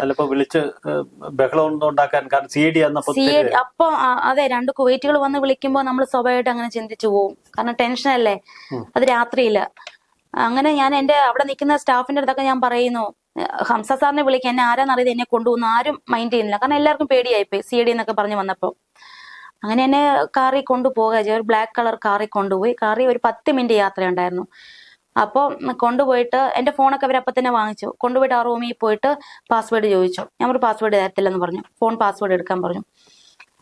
അപ്പൊ എന്നോട് ദേഷ്യപ്പെട്ടു. ഒരു 5-6 മിനിറ്റ് കഴിഞ്ഞപ്പോ തന്നെ ഹംസയുടെ സ്പോൺസറും കൂടി വന്നു. ഹംസാണ് ആദ്യം കയറി വന്നു. ഹംസ കയറി വന്നോണ്ട് എന്റെ കഴുത്തിന് കയറി പിടിക്കുക ചെയ്തത്. വീടല്ല, ഈ കുവൈറ്റികള് ഈ ഫ്രണ്ട്സ് ഒക്കെ ആയിട്ടൊക്കെ ഇരിക്കുന്ന ഒരു സ്ഥലങ്ങളുണ്ട്, ദിവാനി എന്നൊക്കെ പറയുന്ന സ്ഥലങ്ങളുണ്ട്. അതാണ് എനിക്ക് മനസ്സിലായത്. അതാണ് അവിടെ അവർ കഴിച്ചിട്ട് വെച്ച ഫുഡിന്റെ ഇതൊക്കെ ഉണ്ടായിരുന്നു, പാത്രങ്ങൾ ഇതൊക്കെ ഉണ്ടായിരുന്നു. അപ്പൊ കുറെ കുവൈറ്റികൾ അപ്പുറത്തൊക്കെ ഉണ്ടായിരുന്നു. അപ്പൊ ഇയാൾ വന്നിട്ട് നേരെ എന്റെ കഴുത്തിന് കയറി പിടിച്ചിട്ട്, നിന്നെ ഞാൻ ഇനി വെച്ചേക്കത്തില്ല, നീ എനിക്കെതിരെ നീ ചലിക്കുന്നു, നിന്നെ ഞാൻ കൊണ്ടുവന്നത് നിന്റെ ഇഷ്ടത്തിന് ജീവിക്കാൻ വേണ്ടിയിട്ടല്ല, എന്റെ ഇഷ്ടങ്ങൾക്ക് വഴങ്ങിത്തരാൻ വേണ്ടിയിട്ടാ, നിന്നെയും നിന്റെ മക്കളെയും ഞാൻ ഇല്ലാതാക്കി കളയും, നീ എന്താ എന്നെ കുറിച്ച് വിചാരിച്ചെന്നൊക്കെ പറഞ്ഞ് എന്റെ കഴുത്തിന് കയറി പിടിച്ചിട്ട് ഇത്രയും പറഞ്ഞത്.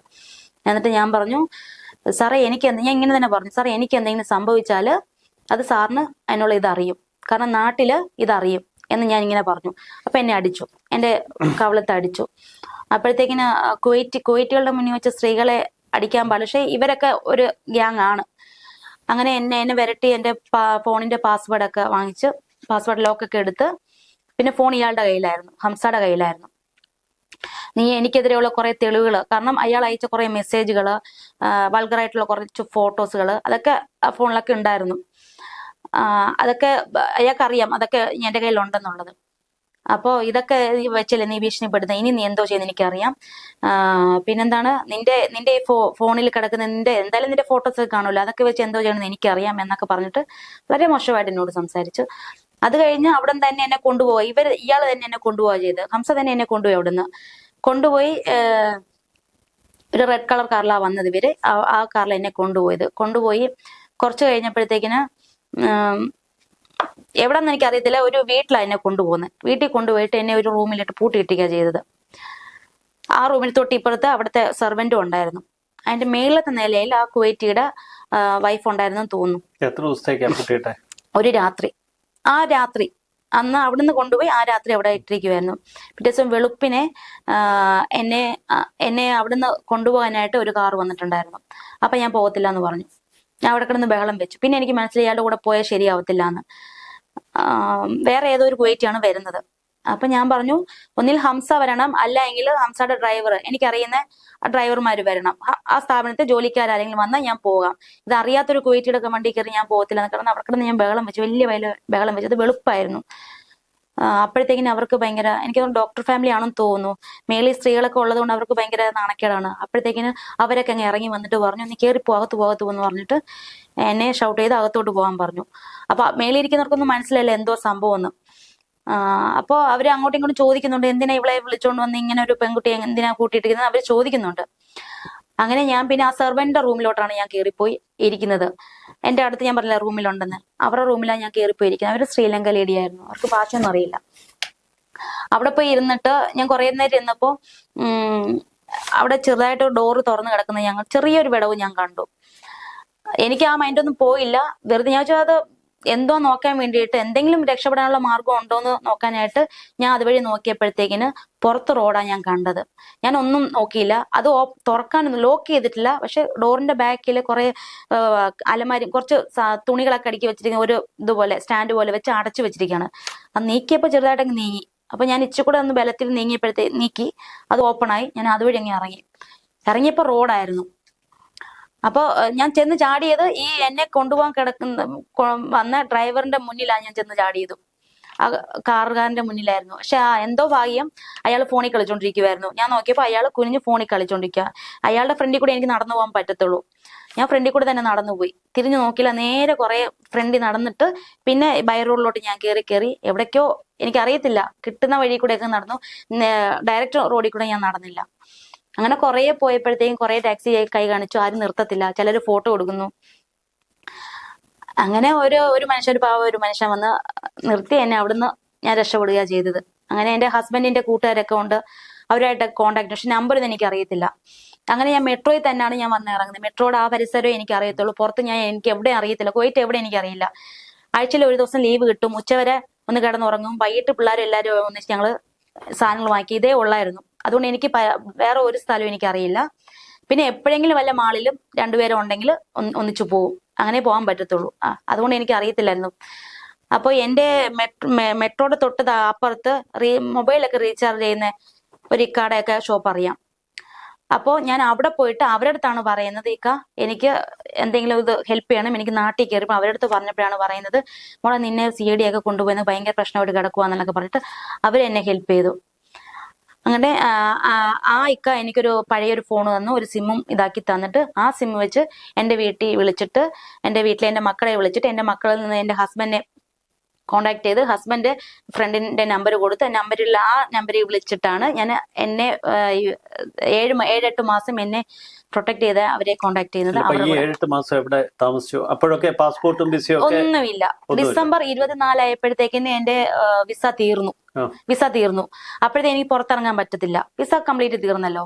പിന്നെ എന്റെ വീട്ടിൽ വിളിക്കുമ്പോഴെല്ലാം എന്റെ വീട്ടുകാർ ഹംസയെ വിളിക്കുമ്പോഴെല്ലാം ഹംസ പറയുന്നത് അവരെ പുറത്തിറങ്ങിയാല് പോലീസ് പിടിക്കും. അല്ല, ഈ പ്രശ്നം ഉണ്ടായപ്പോഴേ ഇന്ത്യൻ എംബസിയിലൊന്നും എന്തുകൊണ്ട് പോയില്ല എന്ന് വെച്ചാൽ സാറേ, ഈ ഞാൻ പറഞ്ഞല്ലോ, എന്റെ വീട്ടുകാർ എന്റെ ഉമ്മച്ചി ഹംസയെ വേറെ ആരെയും കോണ്ടാക്ട് ചെയ്യാൻ പറ്റത്തില്ല, ഹംസയെ വിളിക്കുന്നുണ്ട്. ഹംസയെ വിളിക്കുമ്പോ ഹംസ പറയുന്നത് അവള് പുറത്തിറങ്ങിയിട്ടുണ്ടെങ്കിൽ 6-7 കേസ് അവളുടെ പേരിലുണ്ട്.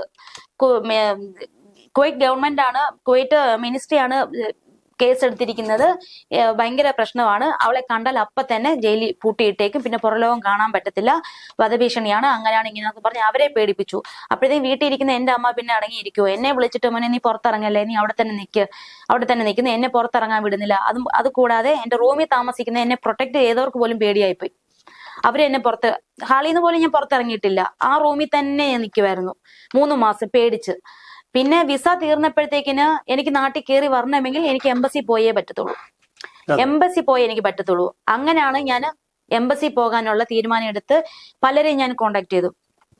അവിടെയുള്ള ഒരുപാട് സംഘടനകളെ വിളിച്ചു, ആരും തയ്യാറല്ല. എല്ലാരും ഹംസക്കാക്ക എന്ന് കേൾക്കുമ്പോഴത്തേക്കിന് എല്ലാരും പറയുന്നുണ്ട് ഹംസക്കാക്ക ഒരു കോഴിയാണ്, അയാള് ഇങ്ങനെ തന്നെ പറയുന്നത്, അയാൾ ഒരു പെണ്ണ് വിഷയത്തിൽ അയാൾ ഭയങ്കര ഇതാണ്, പക്ഷെങ്കിൽ അയാൾക്കെതിരെ നിൽക്കാൻ ഞങ്ങൾക്ക് പേടിയാണ്, കാരണം അയാൾ ഒരുപാട് ഹെൽപ്പ് ചെയ്യുന്നു, അയാളുടെ കാശാണ് ഞങ്ങൾക്ക് കിട്ടുന്നത്, അപ്പൊ പിന്നെ അയാൾക്കെതിരെ നിന്നാൽ ഞങ്ങൾക്ക് പണി തരും അയാൾ, ഇങ്ങനെ തന്നെ പറയുന്നത്.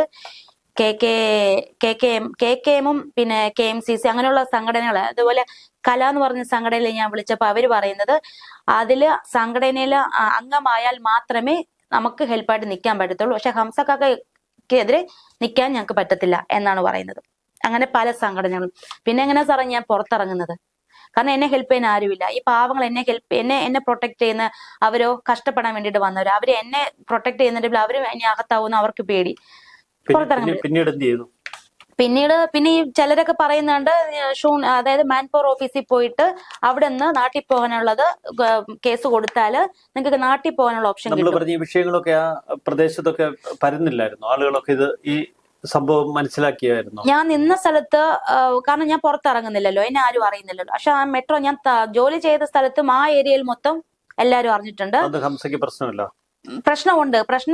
അതില്ല, ഹംസയ്ക്ക് അങ്ങനെ ഒരു പ്രശ്നമില്ല. ഞാൻ ചാടിപ്പോയില് ഹംസയ്ക്ക് ഒരു ടെൻഷൻ ഉണ്ടെന്ന് എനിക്ക് മനസ്സിലായി. കാരണം മെട്രോയിൽ ജോലി ചെയ്യുന്ന പല കുട്ടികളും എന്റെ കൂടെ വർക്ക് ചെയ്തവരൊക്കെ എന്നെ വിളിച്ച് പറയുന്നുണ്ടായിരുന്നു. ഞാൻ അവിടുന്ന് ഞാൻ ഇവരിൽ നിന്ന് രക്ഷപ്പെട്ട് ഇറങ്ങിയപ്പോ പിറ്റേ ദിവസം തന്നെ അവര് മീറ്റിംഗ് കൂടി. അല്ല, പിന്നീട് എങ്ങനെയാ കൂട്ടുകാരുടെ ഒക്കെ ഫോൺ നമ്പർ നമ്മുടെ കയ്യിലെത്തി? എന്റെ മെയിൽ ID ഓപ്പൺ ചെയ്ത് ഫോണിൽ മെയിൽ ID ഓപ്പൺ ചെയ്താൽ ഞാൻ മെയിൽ IDയിൽ ഞാൻ കോണ്ടാക്ട് ലിസ്റ്റ് ഒക്കെ എടുത്ത് അങ്ങനെയാണ് എല്ലാരുമായിട്ട് ഇതാക്കിയത്. എല്ലാവരുടെ ഫോൺ നമ്പറൊക്കെ ഉണ്ടായിരുന്നു. വിളിച്ചപ്പോ അവർക്കെല്ലാം അറിഞ്ഞത്. അവരൊക്കെ അപ്പൊ ഞാൻ വിളിച്ചപ്പോഴാണ് സത്യം പറഞ്ഞ ഒരുപാട് ടെൻഷൻ അടിച്ചിരിക്കുവായിരുന്നു. ഞാൻ ഇവരുടെ അടുത്തൊക്കെ ഒരു മീറ്റിംഗ് പിറ്റേ ദിവസം തന്നെ ധാരാളം മലയാളികൾ ഉണ്ടായിട്ട് അവരൊക്കെ ഒരുമിച്ച് ചേർന്ന് സഹായത്തിന് എത്തിയില്ല. അത് ഞാൻ പറയാം സാറേ, പിറ്റേ ദിവസം തന്നെ അവിടെ ഒരു മീറ്റിംഗ് കൂടി, ഹോസ്റ്റൽ സ്റ്റാഫുകളെ എല്ലാരെയും ചേർത്ത് ഒരു മീറ്റിംഗ് കൂടിയിട്ട് ആ മീറ്റിംഗിൽ പറഞ്ഞിരിക്കുന്നത് ഇനി ഒരു പെണ്ണും ഇവിടെ ജോലി ചെയ്യുന്ന ഒരാള് പോലും മെട്രോയ്ക്കെതിരെ ചലിച്ചിട്ടുണ്ട് എങ്കിൽ വന്ന അതേ അനുഭവമായിരിക്കും നിങ്ങൾക്കും, കാരണം അവരിപ്പോ ജയിലിലാണ് എന്നാണ് പറഞ്ഞിരിക്കുന്നത്. സുഹൃത്തുക്കളെ വിളിക്കുമ്പോൾ ജയിലിലല്ല എന്നവർക്ക് അതിന് പിന്നീടല്ലേ ഞാൻ വിളിക്കുന്നത്. അപ്പൊ ഞാൻ ഈ അറിഞ്ഞ കാര്യമാണ് ഞാൻ പറയുന്നത്. മീറ്റിംഗ് കൂടിയിരിക്കുന്നത് ഇങ്ങനെയാണ്, അവള് ജയിലിലാണ്, അവളെ അടിച്ച് അവളുടെ പല്ല് വരെ തെറിച്ചു പോയി, അവള് ജയിലിലാണ്, അവളെ ഇനി പുറലോകം കാണത്തില്ല, അവളെ കേസ് ഒക്കെ കുടുക്കിയിട്ടിരിക്കും, എനിക്ക് ഇനി നാട്ടിൽ പോകാൻ പറ്റത്തില്ല എന്നൊക്കെ പറഞ്ഞ് പേടിപ്പിച്ച് വെച്ചിരിക്കുകയാണ്. അതുകൊണ്ട് ഇവരൊക്കെ പേടിച്ചിരിക്കുമായിരുന്നു ഞാൻ ജയിലിലാണെന്നൊക്കെ ടെൻഷൻ അടിച്ചിരിക്കുന്നു. അപ്പൊ അങ്ങനെ ഞാൻ എന്റെ റൂംമേറ്റിലെയും എന്നെ അറിയുന്ന 2-3 എനിക്ക് നല്ല വിശ്വാസമായിട്ടുള്ള അവരെ വിളിച്ചപ്പോഴാണ് അവർക്ക് സമാധാനമായത്. മലയാളി ഡോക്ടർമാരൊന്നും ഇതിൽ പെട്ടിട്ടുണ്ട്. ഞാൻ ഇടപെട്ടിട്ടുണ്ടോ എന്ന് ചോദിച്ചാല് ദേവകുമാർ ഡെർമറ്റോളജിസ്റ്റ് അവിടുത്തെ സാറ് കോന്നിയിലുള്ളതാണ്. എന്റെ പത്തനംതിട്ടയും സാറിന്റെ കോന്നി. ആ ഒരു പരിചയത്തിന്റെ പേരിൽ, കാരണം അവിടെ അങ്ങോട്ടും ഇങ്ങോട്ടും ആർക്കും ഒന്നും പറയാൻ പേടിയാണ് ഹംസായെ, അതുകൊണ്ട് ആരും അങ്ങനെ പറയാൻ പറ്റില്ല. പക്ഷെ സാറിന്റെ അടുത്ത് ഞാനൊന്ന് സൂചിപ്പിച്ചായിരുന്നു, ഞാൻ പെട്ടെന്ന് നാട്ടിൽ പോകും സാർ, ഇവിടെ നിൽക്കാൻ പറ്റത്തില്ല, ഈ ഹംസ സാറ് ഭയങ്കരമായിട്ട് എന്റെ അടുത്ത് മോശമായിട്ടൊക്കെ ബിഹേവ് ചെയ്യുന്നുണ്ട്, എനിക്ക് പറ്റത്തില്ല എന്ന് ഞാൻ സാറിന്റെ അടുത്തൊന്ന് ഒരു ലിഫ്റ്റിൽ വെച്ചാണ് സാറിനെ കാണുന്നത്. ലിഫ്റ്റിൽ വെച്ച് ഞാൻ ഇങ്ങനെ പറഞ്ഞു, അത്രേ പറഞ്ഞിട്ടുള്ളൂ. സാറിന് അറിയാം. ഇല്ല പിന്നെ സാറിനെ ഞാൻ കാണുന്നില്ല. പിന്നെ ഞാൻ കാണുന്നത് ഇങ്ങനെ ഒരു ചാനലിലൂടെ സാറ് ഇതുപോലെ ഒരു പ്രശ്നമായെന്ന് പറഞ്ഞിട്ടാണ് ഞാൻ കാണുന്നത്. അങ്ങനെ പിന്നീട് എങ്ങനെ നാട്ടിലേക്ക് തിരിച്ചു കയറി പോന്നെ? നാട്ടിൽ തിരിച്ചു കയറി പിന്നെ ഞാൻ അവിടുത്തെ മാൻ പവർ ഓഫീസിൽ പരാതി കൊടുത്തപ്പോൾ എനിക്ക് അവിടുത്തെ ക്യാൻസലേഷൻ കിട്ടി. പിന്നെ അവിടെ ഇയാൾക്ക് നല്ല വാസ്തയൊക്കെ ഉണ്ട്. കുവൈറ്റിക്കാണ് വാസ്ത ഉള്ളത്, ഹംസയ്ക്കല്ല. ഹംസ അവിടെ വന്നിട്ടേ ഇല്ല. അങ്ങനെ പിന്നീട് ഞാൻ കോടതിക്ക് കേസ് കൊടുത്തു, ഹംസയ്ക്കെതിരെ കേസ് കൊടുത്തു അവിടെ തന്നെ. ഞാൻ പിന്നെ അവിടെ മാൻ പവർ ഓഫീസിൽ നമ്മൾ കേസ് കൊടുക്കാൻ പോകുമ്പോൾ നമ്മുടെ പേരിൽ എന്തെങ്കിലും കേസ് ഉണ്ടോ എന്ന് ആദ്യം അന്വേഷിച്ചിട്ടേ നമുക്കെതിരെ അവർ കേസ് ഫയൽ ചെയ്യത്തുള്ളൂ. അങ്ങനെ അന്വേഷിക്കാൻ 3 സ്ഥലങ്ങളിൽ പോയി അന്വേഷിക്കണമായിരുന്നു. നമ്മൾ തന്നെയായിരുന്നു നേരിട്ട് പോയി അവിടുത്തെ NOC ക്ലിയറൻസ് പേപ്പർ റെഡിയാക്കേണ്ടത്. ഒന്ന് അവിടുത്തെ എയർപോർട്ടില്, ഒന്ന് രണ്ടാമത് അവിടുത്തെ CID ഓഫീസില്, പിന്നെ വേറൊരു സ്ഥലത്ത്. ഈ 3 സ്ഥലത്ത് ഞാൻ തന്നെ പോയി എനിക്കെതിരെ ഒരു കേസ് പോലും, അബ്സ്കോണ്ടിങ് കേസ്, അതായത് അവിടുന്ന് ചാടി വന്നു എന്നുള്ള കേസ് പോലും ഹംസ എനിക്കെതിരെ ഇട്ടിട്ടില്ല എന്ന് എനിക്ക് സർട്ടിഫിക്കറ്റ് കിട്ടി. കാരണം എനിക്കെതിരെ കേസുകളൊന്നും ഞാൻ കേസ് കൊടുത്തു, അയാൾക്കെതിരെ കേസ് കൊടുത്തു. ആ ടൈമിൽ തന്നെ ഞാൻ കൊടുത്തു. അത് കേസ് കൊടുത്തപ്പോ സാറേ, ഈ എന്നോട് ഇങ്ങനെ സെക്ഷൽ ഹരാസ്മെന്റ് ചെയ്തു എന്ന് കേസ് കൊടുക്കണമെങ്കിൽ ഞാൻ പോലീസ് സ്റ്റേഷന് വേണമായിരുന്നു കേസ് കൊടുക്കാൻ. എനിക്ക് മാൻ പവർ ഓഫീസിൽ എനിക്ക് കേസ് കൊടുക്കാൻ പറ്റത്തില്ല. കാരണം അവരെനിക്ക് പറഞ്ഞു തന്നാണ്, മാൻ പവർ ഓഫീസിൽ എന്നോട് പറഞ്ഞത്, നിങ്ങള് ഇതിന് കേസ് കൊടുക്കേണ്ടത് ആ സമയത്ത് നേരെ പോയി സ്റ്റേഷനിൽ പോയിരുന്നെങ്കിൽ നിങ്ങൾ ജയിക്കുമായിരുന്നു. കാരണം നിങ്ങൾക്ക് സപ്പോർട്ടായിട്ട് നിൽക്കുമായിരുന്നു. പക്ഷെ ഇത്രയും കഴിഞ്ഞു, ഇനിയിപ്പോ നിങ്ങൾ സ്റ്റേഷനിൽ പോയി പരാതി കൊടുക്കുക എന്ന് പറഞ്ഞു. പക്ഷെങ്കിൽ എന്നെ കൂടെ വരാൻ ആരുമില്ല, സ്റ്റേഷനിൽ പോകാന് എനിക്ക് ഒന്നുമില്ല, എനിക്ക് പുറത്തിറങ്ങാൻ പറ്റത്തില്ല, കാരണം എനിക്ക് വിസ ഇല്ല. അപ്പൊ ഞാൻ പുറത്തിറങ്ങിയാൽ ചിലപ്പോൾ ചെക്കിങ്ങിൽ വല്ലതും പിടിച്ചു പോയാൽ ഫിംഗർ എടുത്ത് എനിക്ക് നാട്ടിൽ കയറി വരാൻ പറ്റത്തുള്ളൂ. പിന്നെ എനിക്കൊരു വാശി ഉണ്ടായിരുന്നു, ഫിംഗർ ഇല്ലാതെ എനിക്ക് കയറി വരണം എന്ന് വാശിയുണ്ട്. കാരണം ഫിംഗർ ഇട്ട് വന്നാൽ നമ്മൾ അവിടുത്തെ ക്രിമിനൽ ഇതായിട്ടാണ് കണക്കാക്കപ്പെടുന്നത്. ഞാൻ തെറ്റ് ചെയ്തിട്ടില്ല, പിന്നെ ഞാൻ ഫിംഗർ എടുക്കേണ്ട ആവശ്യമില്ലല്ലോ. അങ്ങനെയാണ് ഞാൻ മാൻ പവർ ഓഫീസിൽ പോയിട്ട് ക്യാൻസലേഷൻ എനിക്ക് കിട്ടി. പിന്നെ ഇയാളുടെ പ്രശ്നം പറഞ്ഞ് ഞാൻ അവിടെ ഒരു കേസ് കൊടുത്തപ്പോൾ ഇവര് പറഞ്ഞു ട്രാൻസ്ലേറ്ററിന് വേണമെന്ന് പറഞ്ഞു. അപ്പൊ ഞാൻ പറഞ്ഞു എനിക്ക് ആരുമില്ല എന്ന് പറഞ്ഞപ്പോൾ, വക്കീൽ ഫീസ് കൊടുക്കാൻ എനിക്ക് ആരുമില്ല എന്ന് പറഞ്ഞപ്പോൾ കുവൈറ്റ് മാൻ പവർ ഓഫീസിൽ തന്നെ അവിടുത്തെ അഡ്വക്കേറ്റ് എൻ്റെ അടുത്ത് പറഞ്ഞു, നിങ്ങളുടെ എംബസിയിൽ പോയി സംസാരിക്കും, നിങ്ങളുടെ എംബസി നാളെ വിടുന്നു. ഞാൻ എംബസിയിൽ പോയപ്പോൾ എംബസിന്ന് സത്യം പറഞ്ഞ ഹംസയുടെ ശമ്പളം, ഹംസടുത്തുനിന്ന് കാശ് വാങ്ങിക്കുന്ന രീതിയിലുള്ള ബിഹേവിംഗ് ആയിരുന്നു അവിടുത്തെ എംബസിയിലുള്ള ഉദ്യോഗസ്ഥർക്ക്. കാരണം അവരും എന്നോട് അത്രയ്ക്ക് മോശമായിട്ടൊന്നും സംസാരിക്കും. എന്നോട് പറഞ്ഞത് അവിടെ സംസാരിക്കുമ്പോൾ ഞാൻ കയ്യിൽ വെച്ചിരിക്കുന്ന ഫോൺ പോലും അവരുടെ കൈ കൊടുത്തിട്ട് വേണം സംസാരിക്കാൻ. പിന്നെ ഞാൻ എന്റെ ഉമ്മച്ചിയെ കൊണ്ട് ഇവിടുത്തെ നമ്മുടെ MP ആന്റണിയെ കൊണ്ട് ഞാൻ പരാതി കൊടുത്തിരുന്നു. സാറ് ഇവിടുന്ന് പരാതി കൊടുത്തതിന്റെ പേരിൽ അതിനും എന്നെ വിളിച്ച് ഷൗട്ട് ചെയ്തു അവിടുത്തെ എംബസിയിലെ ഉദ്യോഗസ്ഥൻ, നിങ്ങൾക്ക് അതിനുള്ള അധികാരമൊക്കെ ഉണ്ടോന്നാണ് ചോദിക്കുന്നത്. എനിക്ക് കിട്ടിയിട്ടില്ല. കാരണം അവര് അവിടെ പോയപ്പോഴും അയ്യർ എന്ന് പറയുന്ന ഉദ്യോഗസ്ഥനായിരുന്നു, ഇപ്പൊ അവിടെ ഇല്ല എന്നാണ് ഞാൻ അറിഞ്ഞത്. ആ സാറ് എൻ്റെ അടുത്ത് വളരെ മോശമായിട്ടാണ് ബിഹേവ് ചെയ്തത്. പിന്നെ ഞാൻ സ്ട്രോങ് ആയിട്ട് നിന്നതിന്റെ പേരിൽ പിന്നെ ഇച്ചിരി ഇതായി. എന്നിട്ട് എന്നോട് പറഞ്ഞത്, സാറേ എനിക്ക് നമ്മുടെ കുവൈറ്റ് കോടതിയിൽ പോകാൻ എനിക്കൊരു ട്രാൻസ്ലേറ്ററിനെ വേണം, എനിക്ക് ലാംഗ്വേജ് അറിയത്തില്ല, അവർക്കും നല്ല ഇതില്ല. അപ്പൊ പിന്നെ എനിക്ക് വേണം എന്ന് പറഞ്ഞപ്പോ അവിടുത്തെ ആ ഉദ്യോഗസ്ഥൻ പറഞ്ഞത്, ഇവിടെ നിന്ന് കൊണ്ടുപോകാനാണെങ്കിൽ മലയാളി സ്റ്റാഫാണ്, ഒരു മനുഷ്യരെ പോലും എനിക്ക് വിശ്വാസമായിട്ട് നിങ്ങളെ തന്നുവിടാൻ പറ്റത്തില്ല, നിങ്ങൾക്ക് വിശ്വാസമാണെങ്കിൽ നിങ്ങൾ വേണമെങ്കിൽ വിളിച്ചോളൂ, കാരണം എല്ലാവരും ഹംസയ്ക്ക് സപ്പോർട്ടായിട്ട് നിന്നാൽ എനിക്കൊന്നും ചെയ്യാൻ പറ്റത്തില്ല. ഇങ്ങനെ ഒരു പരാതി പറയുമ്പോൾ അത് എന്തെങ്കിലും വ്യക്തി വിരോധത്തിന്റെ പേരിലാണ് ഹംസ പറയല്ലേ? അങ്ങനെ പറയുമെന്ന് ചോദിച്ചാൽ അങ്ങനെ പറയത്തുള്ളൂ. കാരണം വെച്ചാല് ഞാനിപ്പോ ഇങ്ങനെ ഇത് ഇയാൾക്കെതിരെ പറയുന്നു എന്ന് കണ്ടപ്പോ തന്നെ അയാൾ പറയുന്നത് എന്നെ വളരെ മോശമായിട്ടാണ് പറയുന്നത്. ഞാൻ എന്താണ് വളരെ മോശമായിട്ട് വെച്ചാല്, ഞാൻ പരോക്ഷ ബന്ധമെന്നോ എന്റെ മക്കള് ഭയങ്കര എന്തൊക്കെയോ പ്രശ്നമായിട്ട് മീഡിയയിലൊക്കെ വന്നതാണ് അയാൾ എനിക്കെതിരെ വളരെ മോശമായിട്ട് പറഞ്ഞൊക്കെ. അയാൾക്ക് അങ്ങനെയല്ലേ പറയാൻ പറ്റത്തുള്ളൂ, അതിനുള്ള തെളിവുകളൊന്നും ഇല്ല. പക്ഷെ എനിക്ക് അയാൾക്കെതിരെയുള്ള എല്ലാ തെളിവുകളും ഞാൻ അവിടെ കോടതിയിൽ ഞാൻ അയാൾക്കെതിരെ കൊടുത്ത കേസിന്റെ തെളിവുകൾ, അയാൾ എനിക്ക് മെസ്സേജ് അയച്ച കുറെ വോയിസ് ക്ലിപ്പുകൾ, കുറെ മെസ്സേജുകൾ, അതൊക്കെ എൻ്റെ കയ്യിലുണ്ട്. പിന്നെ എൻ്റെ ഫോൺ പിടിച്ചെടുത്തത് അയാളുടെ കയ്യിലുണ്ട്. എന്തായാലും കുവൈറ്റ് പോലൊരു സ്ഥലത്ത് അത്രയും പവറുള്ള ഒരു സ്ഥലത്ത് ഒരു തൊണ്ടി മുതൽ എന്ന് പറഞ്ഞുകൊണ്ട് എന്റെ കയ്യിൽ നിന്ന് ഫോൺ പിടിച്ചെടുക്കുമ്പോൾ അത് ഒരു CID പിടിച്ചെടുക്കുമ്പോൾ അത് CIDയുടെ ഓഫീസിലാണ് സൂക്ഷിക്കേണ്ടത്. അത് ഹംസയുടെ കയ്യിലാണ് ഇപ്പൊ ഫോൺ ഇരിക്കുന്നത്. CID അല്ലായിരുന്നു, ഫേക്ക് ആയിരുന്നു. കാരണം സാറേ CID ആയിരുന്നുവെങ്കിൽ എനിക്ക് ഞാൻ ഇവിടെ വന്ന് ഇങ്ങനെ ഇരിക്കത്തില്ലായിരുന്നു. എനിക്കെതിരെ ഒരു CID ക്രിമിനൽ കേസ് ഉണ്ടായിരുന്നുവെങ്കിൽ എനിക്ക് ഫിംഗർ ഇല്ലാതെ എനിക്ക് നാട്ടിൽ കയറി വരാൻ പറ്റത്തില്ലായിരുന്നു. എനിക്ക് വരാൻ പറ്റില്ലായിരുന്നു. നാട്ടിലെ പോലീസ് സ്റ്റേഷനിൽ പരാതി കൊടുത്തപ്പോൾ നാട്ടിലെ പോലീസ് സ്റ്റേഷനിൽ അവരുടെ ഒരു ജൂറിസ്ഡിക്ഷൻ വേറെയല്ലേ?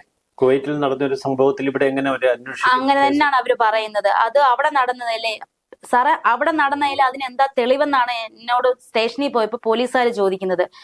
അവിടെ നടന്നതിൽ ഞാൻ തന്നെയാണ് തെളിവ്. എനിക്കിപ്പോ റൂമില് എനിക്ക് ഇങ്ങനെ ഒരു സംഭവം നടന്നത് ഇപ്പൊ ഞാൻ ക്യാമറ എടുത്ത് വെച്ചോണ്ട് നടക്കാൻ പറ്റത്തില്ല, ശരിയല്ലേ? എനിക്കിത് എന്റെ വാ കൊണ്ട് പറയാനേ പറ്റത്തില്ല എനിക്ക് ഇങ്ങനെ സംഭവിച്ചു. ഒരു പെണ്ണ് എന്തായാലും അവക്ക് നടന്ന കാര്യങ്ങൾ ഇത്രയും പബ്ലിക്കായിട്ട് പറയണമെങ്കിൽ എന്തായാലും ഒരു നാണം കെട്ട ഒരു വിഷയമാണ്. അങ്ങനെ പബ്ലിക്കായിട്ട് പറയും ഇനി ഒരു പെണ്ണിന് അങ്ങനെ ഒരു സംഭവിക്കാൻ പാടില്ലെന്ന് പറഞ്ഞിട്ടാണ് ഞാൻ ഇതിനിറങ്ങി തിരിച്ചത്. എനിക്ക് 2 ആൺകുട്ടികളാണ്. അവരെ വളരെ മോശമായിട്ടാണ് ഈ ഹംസ പറഞ്ഞത്. എന്നിട്ട് പോലും ഞാൻ ഇതിനിങ്ങനെ നിൽക്കണമെങ്കിൽ എനിക്ക് അയാളിൽ നിന്ന് ഒന്നും കിട്ടാൻ വേണ്ടിയിട്ടല്ല. അയാളെ പോലെയുള്ള ഒരു വൃത്തികെട്ട മനുഷ്യന്മാരിൽ നിന്നും പല സ്ത്രീകളും ഒരുപാട് ഇപ്പോഴും സത്യം പറഞ്ഞ മെട്രോയിൽ ഒരുപാട് സ്ത്രീകൾ ഇപ്പോഴും അയാളുടെ അടിമയെ പോലെ ജീവിക്കുന്നവരുണ്ട്. അയാൾക്ക് ഹെൽപ്പ് ചെയ്ത് പല സ്റ്റാഫുകളും അവിടെ ജോലി ചെയ്യുന്നുണ്ട്. അല്ല, ഇപ്പൊ കേരളത്തിലെ പോലീസ് സംവിധാനത്തിൽ നിന്ന് കാര്യമായ ഇടപെടലുകൾ പ്രതീക്ഷിക്കുന്നുണ്ടോ? ഇല്ല, ഞാൻ സത്യം പറഞ്ഞ കുവൈറ്റിൽ നിന്നപ്പോ എനിക്കൊരു പ്രതീക്ഷ ഉണ്ടായിരുന്നു. കാരണം കുവൈറ്റിൽ ഞാൻ കോടതി കേസ് അപ്പോഴാണ് എനിക്ക് പൊതുമാപ്പ് വന്ന് ഞാൻ നാട്ടിൽ കയറി വന്നത്. അപ്പൊ ഞാൻ അത് അവിടെ വിട്ടിട്ട് കേസ് ഇപ്പൊ അവിടെ ഉണ്ട്, ഞാൻ കൊടുത്ത കേസ് ഇപ്പൊ അവിടെ നിലവിലുണ്ട്. പക്ഷെ ഞാൻ നാട്ടിൽ കയറി വന്നു. അപ്പോഴും എനിക്കൊരു പ്രതീക്ഷ ഉണ്ടായിരുന്നു നമ്മുടെ നാട്ടിൽ പോകുമ്പോ എനിക്ക് ഹെൽപ്പായിട്ട് നമ്മുടെ ഇത് ഉണ്ടാവും എന്ന് വിചാരിച്ചു. പക്ഷെ ഇവിടെ വന്നപ്പോഴും ഞാൻ സത്യം പറഞ്ഞ സ്റ്റേഷനിൽ കൊടുത്ത് 4-5 മാസത്തോളമായി ഇപ്പൊ കൊടുത്തിട്ട് എന്നെ തന്നെ അവിടെ വിളിപ്പിക്കുന്നത്. എവിടെ ഉദ്യോഗസ്ഥന്മാരെ SI ആണെങ്കിലും DYSP ആണെങ്കിലും മാറും തോറും എന്നെ വിളിച്ചിട്ട് അവർക്ക് ഈ സ്റ്റോറി കേൾക്കാനാണ് താല്പര്യം പല പ്രാവശ്യം. അപ്പൊ ഞാൻ പറയുന്നു സാർ ഇത് എന്റെ ഫയൽ അവിടെ ഉണ്ട്, എനിക്ക് 164 സ്റ്റേറ്റ്മെന്റ് വരെ എടുത്തിട്ടുള്ളതാണ്, എന്റെ സ്റ്റോറികളെല്ലാം അവിടെ കൊടുത്തിട്ടുണ്ട്, ഫയൽ FIR ഇട്ടിട്ടുണ്ട്, പിന്നെ എന്നെ എന്തിനു വിളിച്ച് ചോദിക്കണം?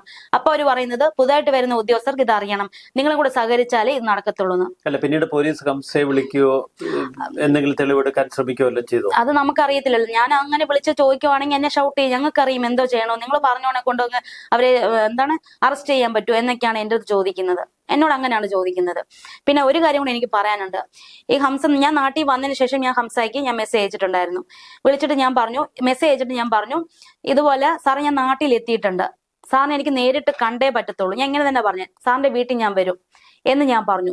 സാറിന്റെ മോളുടെ കല്യാണത്തിൽ സാർ നാട്ടിൽ, അപ്പൊ ഓഗസ്റ്റ് 5-ാം തീയതി അങ്ങോട്ട് സാറിന്റെ മോളുടെ കല്യാണം ഞാൻ അറിഞ്ഞു. അപ്പൊ ഞാൻ ഇതുപോലെ സാറിന്റെ മോളുടെ കല്യാണം സാർ നാട്ടിൽ വരുമ്പോൾ ഭീഷണിയല്ല, ഞാൻ ഇത് പറയും. കാരണം എന്റെ പാസ്പോർട്ട്, എന്റെ ഫോണ്, എന്റെ സർവ്വ സാധനങ്ങളും അയാൾ പിടിച്ചെടുത്തിരിക്കുകയാണ്. ഞാൻ കഷ്ടപ്പെട്ട എന്റെ കുറച്ച് സാധനങ്ങള് അതൊക്കെ എനിക്ക് തിരിച്ചു കിട്ടണമായിരുന്നു. അത് എന്റെ സർട്ടിഫിക്കറ്റ്. അയാൾ അയച്ച മെസ്സേജുകളൊക്കെ എങ്ങനെ തെളിവുകളായി സൂക്ഷിച്ചു? എങ്ങനെ? നമ്മുടെ കയ്യിൽ തെളിവുകൾ ഉണ്ടെന്നല്ലേ അയാൾക്ക്? നമ്മുടെ ഫോൺ അടക്കം അയാൾ പിടിച്ചെടുത്തുവെങ്കിൽ എങ്ങനെയാ തെളിവുകൾ നമ്മൾ സൂക്ഷിച്ചു? അത് സൂക്ഷിച്ചത് ഒരു അബദ്ധം പറ്റിയതല്ലേ, ഒരു ഫോൺ നഷ്ടപ്പെട്ടില്ലേ ആദ്യം. അതുകൊണ്ട് ഞാൻ ഈ മെസ്സേജുകളൊക്കെ ഞാൻ മെയിലിലോട്ട് കുറച്ചൊക്കെ ഷെയർ ചെയ്തിട്ടുണ്ടായിരുന്നു. പിന്നെ നാട്ടിലും എന്റെ ഫ്രണ്ടിന് അയച്ചു കൊടുത്തിട്ടുണ്ടായിരുന്നു. അങ്ങനെയൊക്കെ ഉണ്ട്, ചെയ്തിട്ടുണ്ട്. അത് ഉണ്ട് എന്ന് പറയാനുള്ള ഇത്രയും ഇതായിട്ട് പറയുന്നത് അത് ഉള്ളത് കൊണ്ട് തന്നെയാണ് പറയുന്നത്. ഇതൊക്കെ അറിയാവുന്ന ആരെങ്കിലും ഒക്കെ ഇല്ലേ സഹായിക്കാൻ? ഉണ്ട്. ഈ പോലീസ് സ്റ്റേഷനിൽ ഞാൻ പരാതി കൊടുത്തപ്പോ മൊഴി കൊടുത്തിട്ടുണ്ടല്ലോ. ഇത് സംഭവം നടന്ന സ്ഥലത്ത് ഉള്ള ആള് വരെ മൊഴി കൊടുത്തിട്ടുണ്ട്. എന്നിട്ട് പോലും ഒരു പ്രയോജനം. ഇനിയും അവർക്ക് വേറെയും ആൾക്കാരെ വേണമെന്നാ പറയുന്നത്. ഇനി ആരെയാ കൊടുക്കണ്ടേ? എന്റെ കൂടെ റൂംമേറ്റിനെ ഞാൻ കൊടുത്തു. കാരണം എന്നെ CID കൊണ്ടുപോകുന്ന ദൃക്സാക്ഷിയാണ് ആ കുട്ടി പറഞ്ഞു. അതുപോലെ എന്റെ കൂടെ വർക്ക് ചെയ്യുന്നവര് പറയാൻ അവർക്ക് ഇതാണ് പറയുന്നുണ്ട്, പറയാമെന്ന്. അതുപോലെ ഞാൻ ജോലി ചെയ്ത സ്ഥാപനത്തെ ആ ഡോക്ടർ പറയാന്ന് പറഞ്ഞിട്ടുണ്ട്, ഡോക്ടർ സക്കറിയ. അവരൊക്കെ ഇത് അറിയുന്ന കാര്യമാണ്. അവരൊക്കെ പറയും. പിന്നെ പല കുട്ടികളും പറയാൻ വില്ലിങ് ആണ്, പക്ഷെ അവർക്ക് പേടിയാണ്. കാരണം അവർക്ക് ഇതുപോലെ പറഞ്ഞില്ലേ, ഇങ്ങനൊക്കെ പബ്ലിക്കായിട്ട് ഇങ്ങനൊക്കെ വന്നിരിക്കാനും സംസാരിക്കാനും ഒരുപാട് പരിമിതികളുണ്ട് അവർക്ക്. ഞാൻ വരാൻ കാരണം എനിക്ക് ഇങ്ങനെ ഒരു സംഭവം നടന്നതിന്റെ പേരിൽ. അത് മാത്രമല്ല, ഇനി ഒരു പെണ്ണും ഇങ്ങനെ ഉള്ള ഒരാളുടെ കീഴിൽ പോയി പെട്ടുപോരെന്ന് പറഞ്ഞിട്ടാണ് ഞാൻ ഇങ്ങനെ വന്നത്. ഈ ഹംസയുടെ വ്യക്തിപരമായ ഒരു സ്വഭാവ ദൂഷ്യം എന്നതിനപ്പുറത്ത് അവിടെ എന്തെങ്കിലും ഇത്തരത്തിൽ ആസൂത്രിത നീക്കങ്ങളും വല്ലതും നടത്താറുണ്ടോ? ഇത്തരം ചൂഷണങ്ങൾക്കുള്ള ഒരു വേദിയാക്കാറുണ്ടോ? ഉണ്ട്. ഹംസയുടെ ഇഷ്ടങ്ങൾക്ക് നടത്തി കൊടുക്കുന്ന ഒരുപാട് സ്റ്റാഫുകൾ അവിടെ ഉണ്ട്.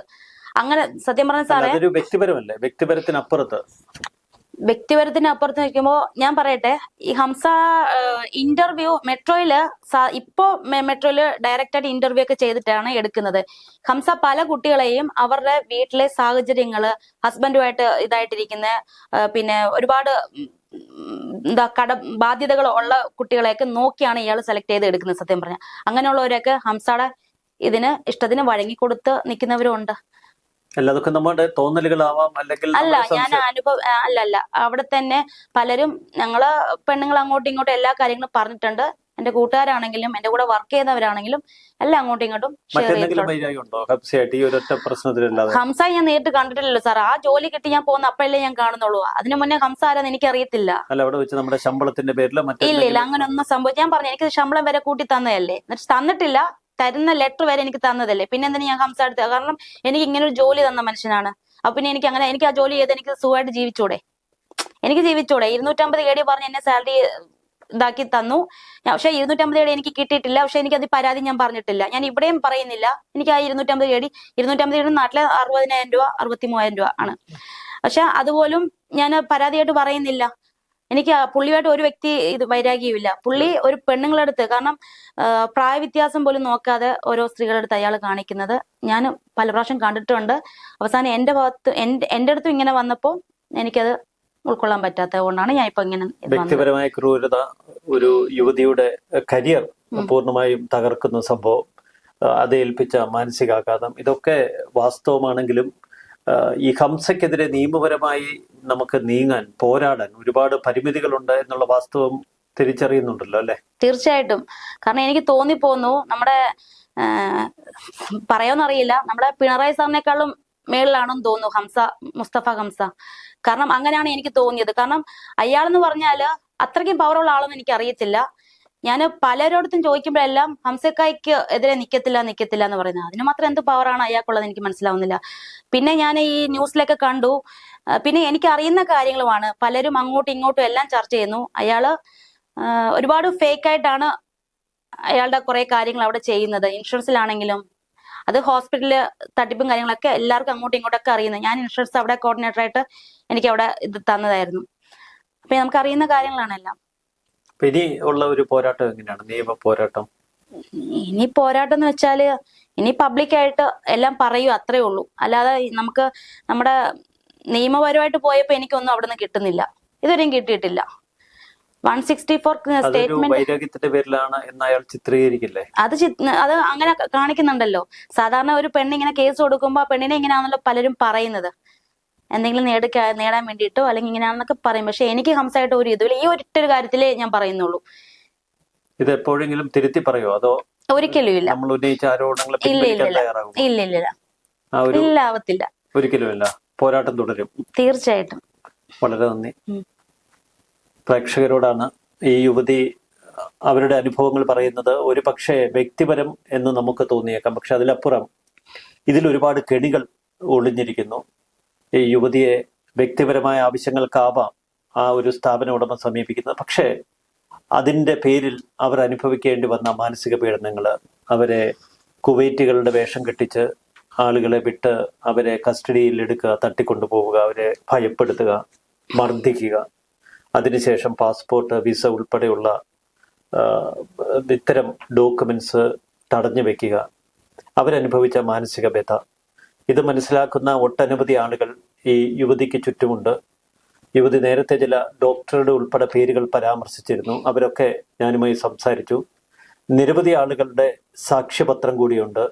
ഈ ഒരു ദുരനുഭവത്തിന് കൂടുതൽ വിശ്വാസ്യത ഞങ്ങൾക്ക് കൈവരാൻ. നന്ദി, നമസ്കാരം.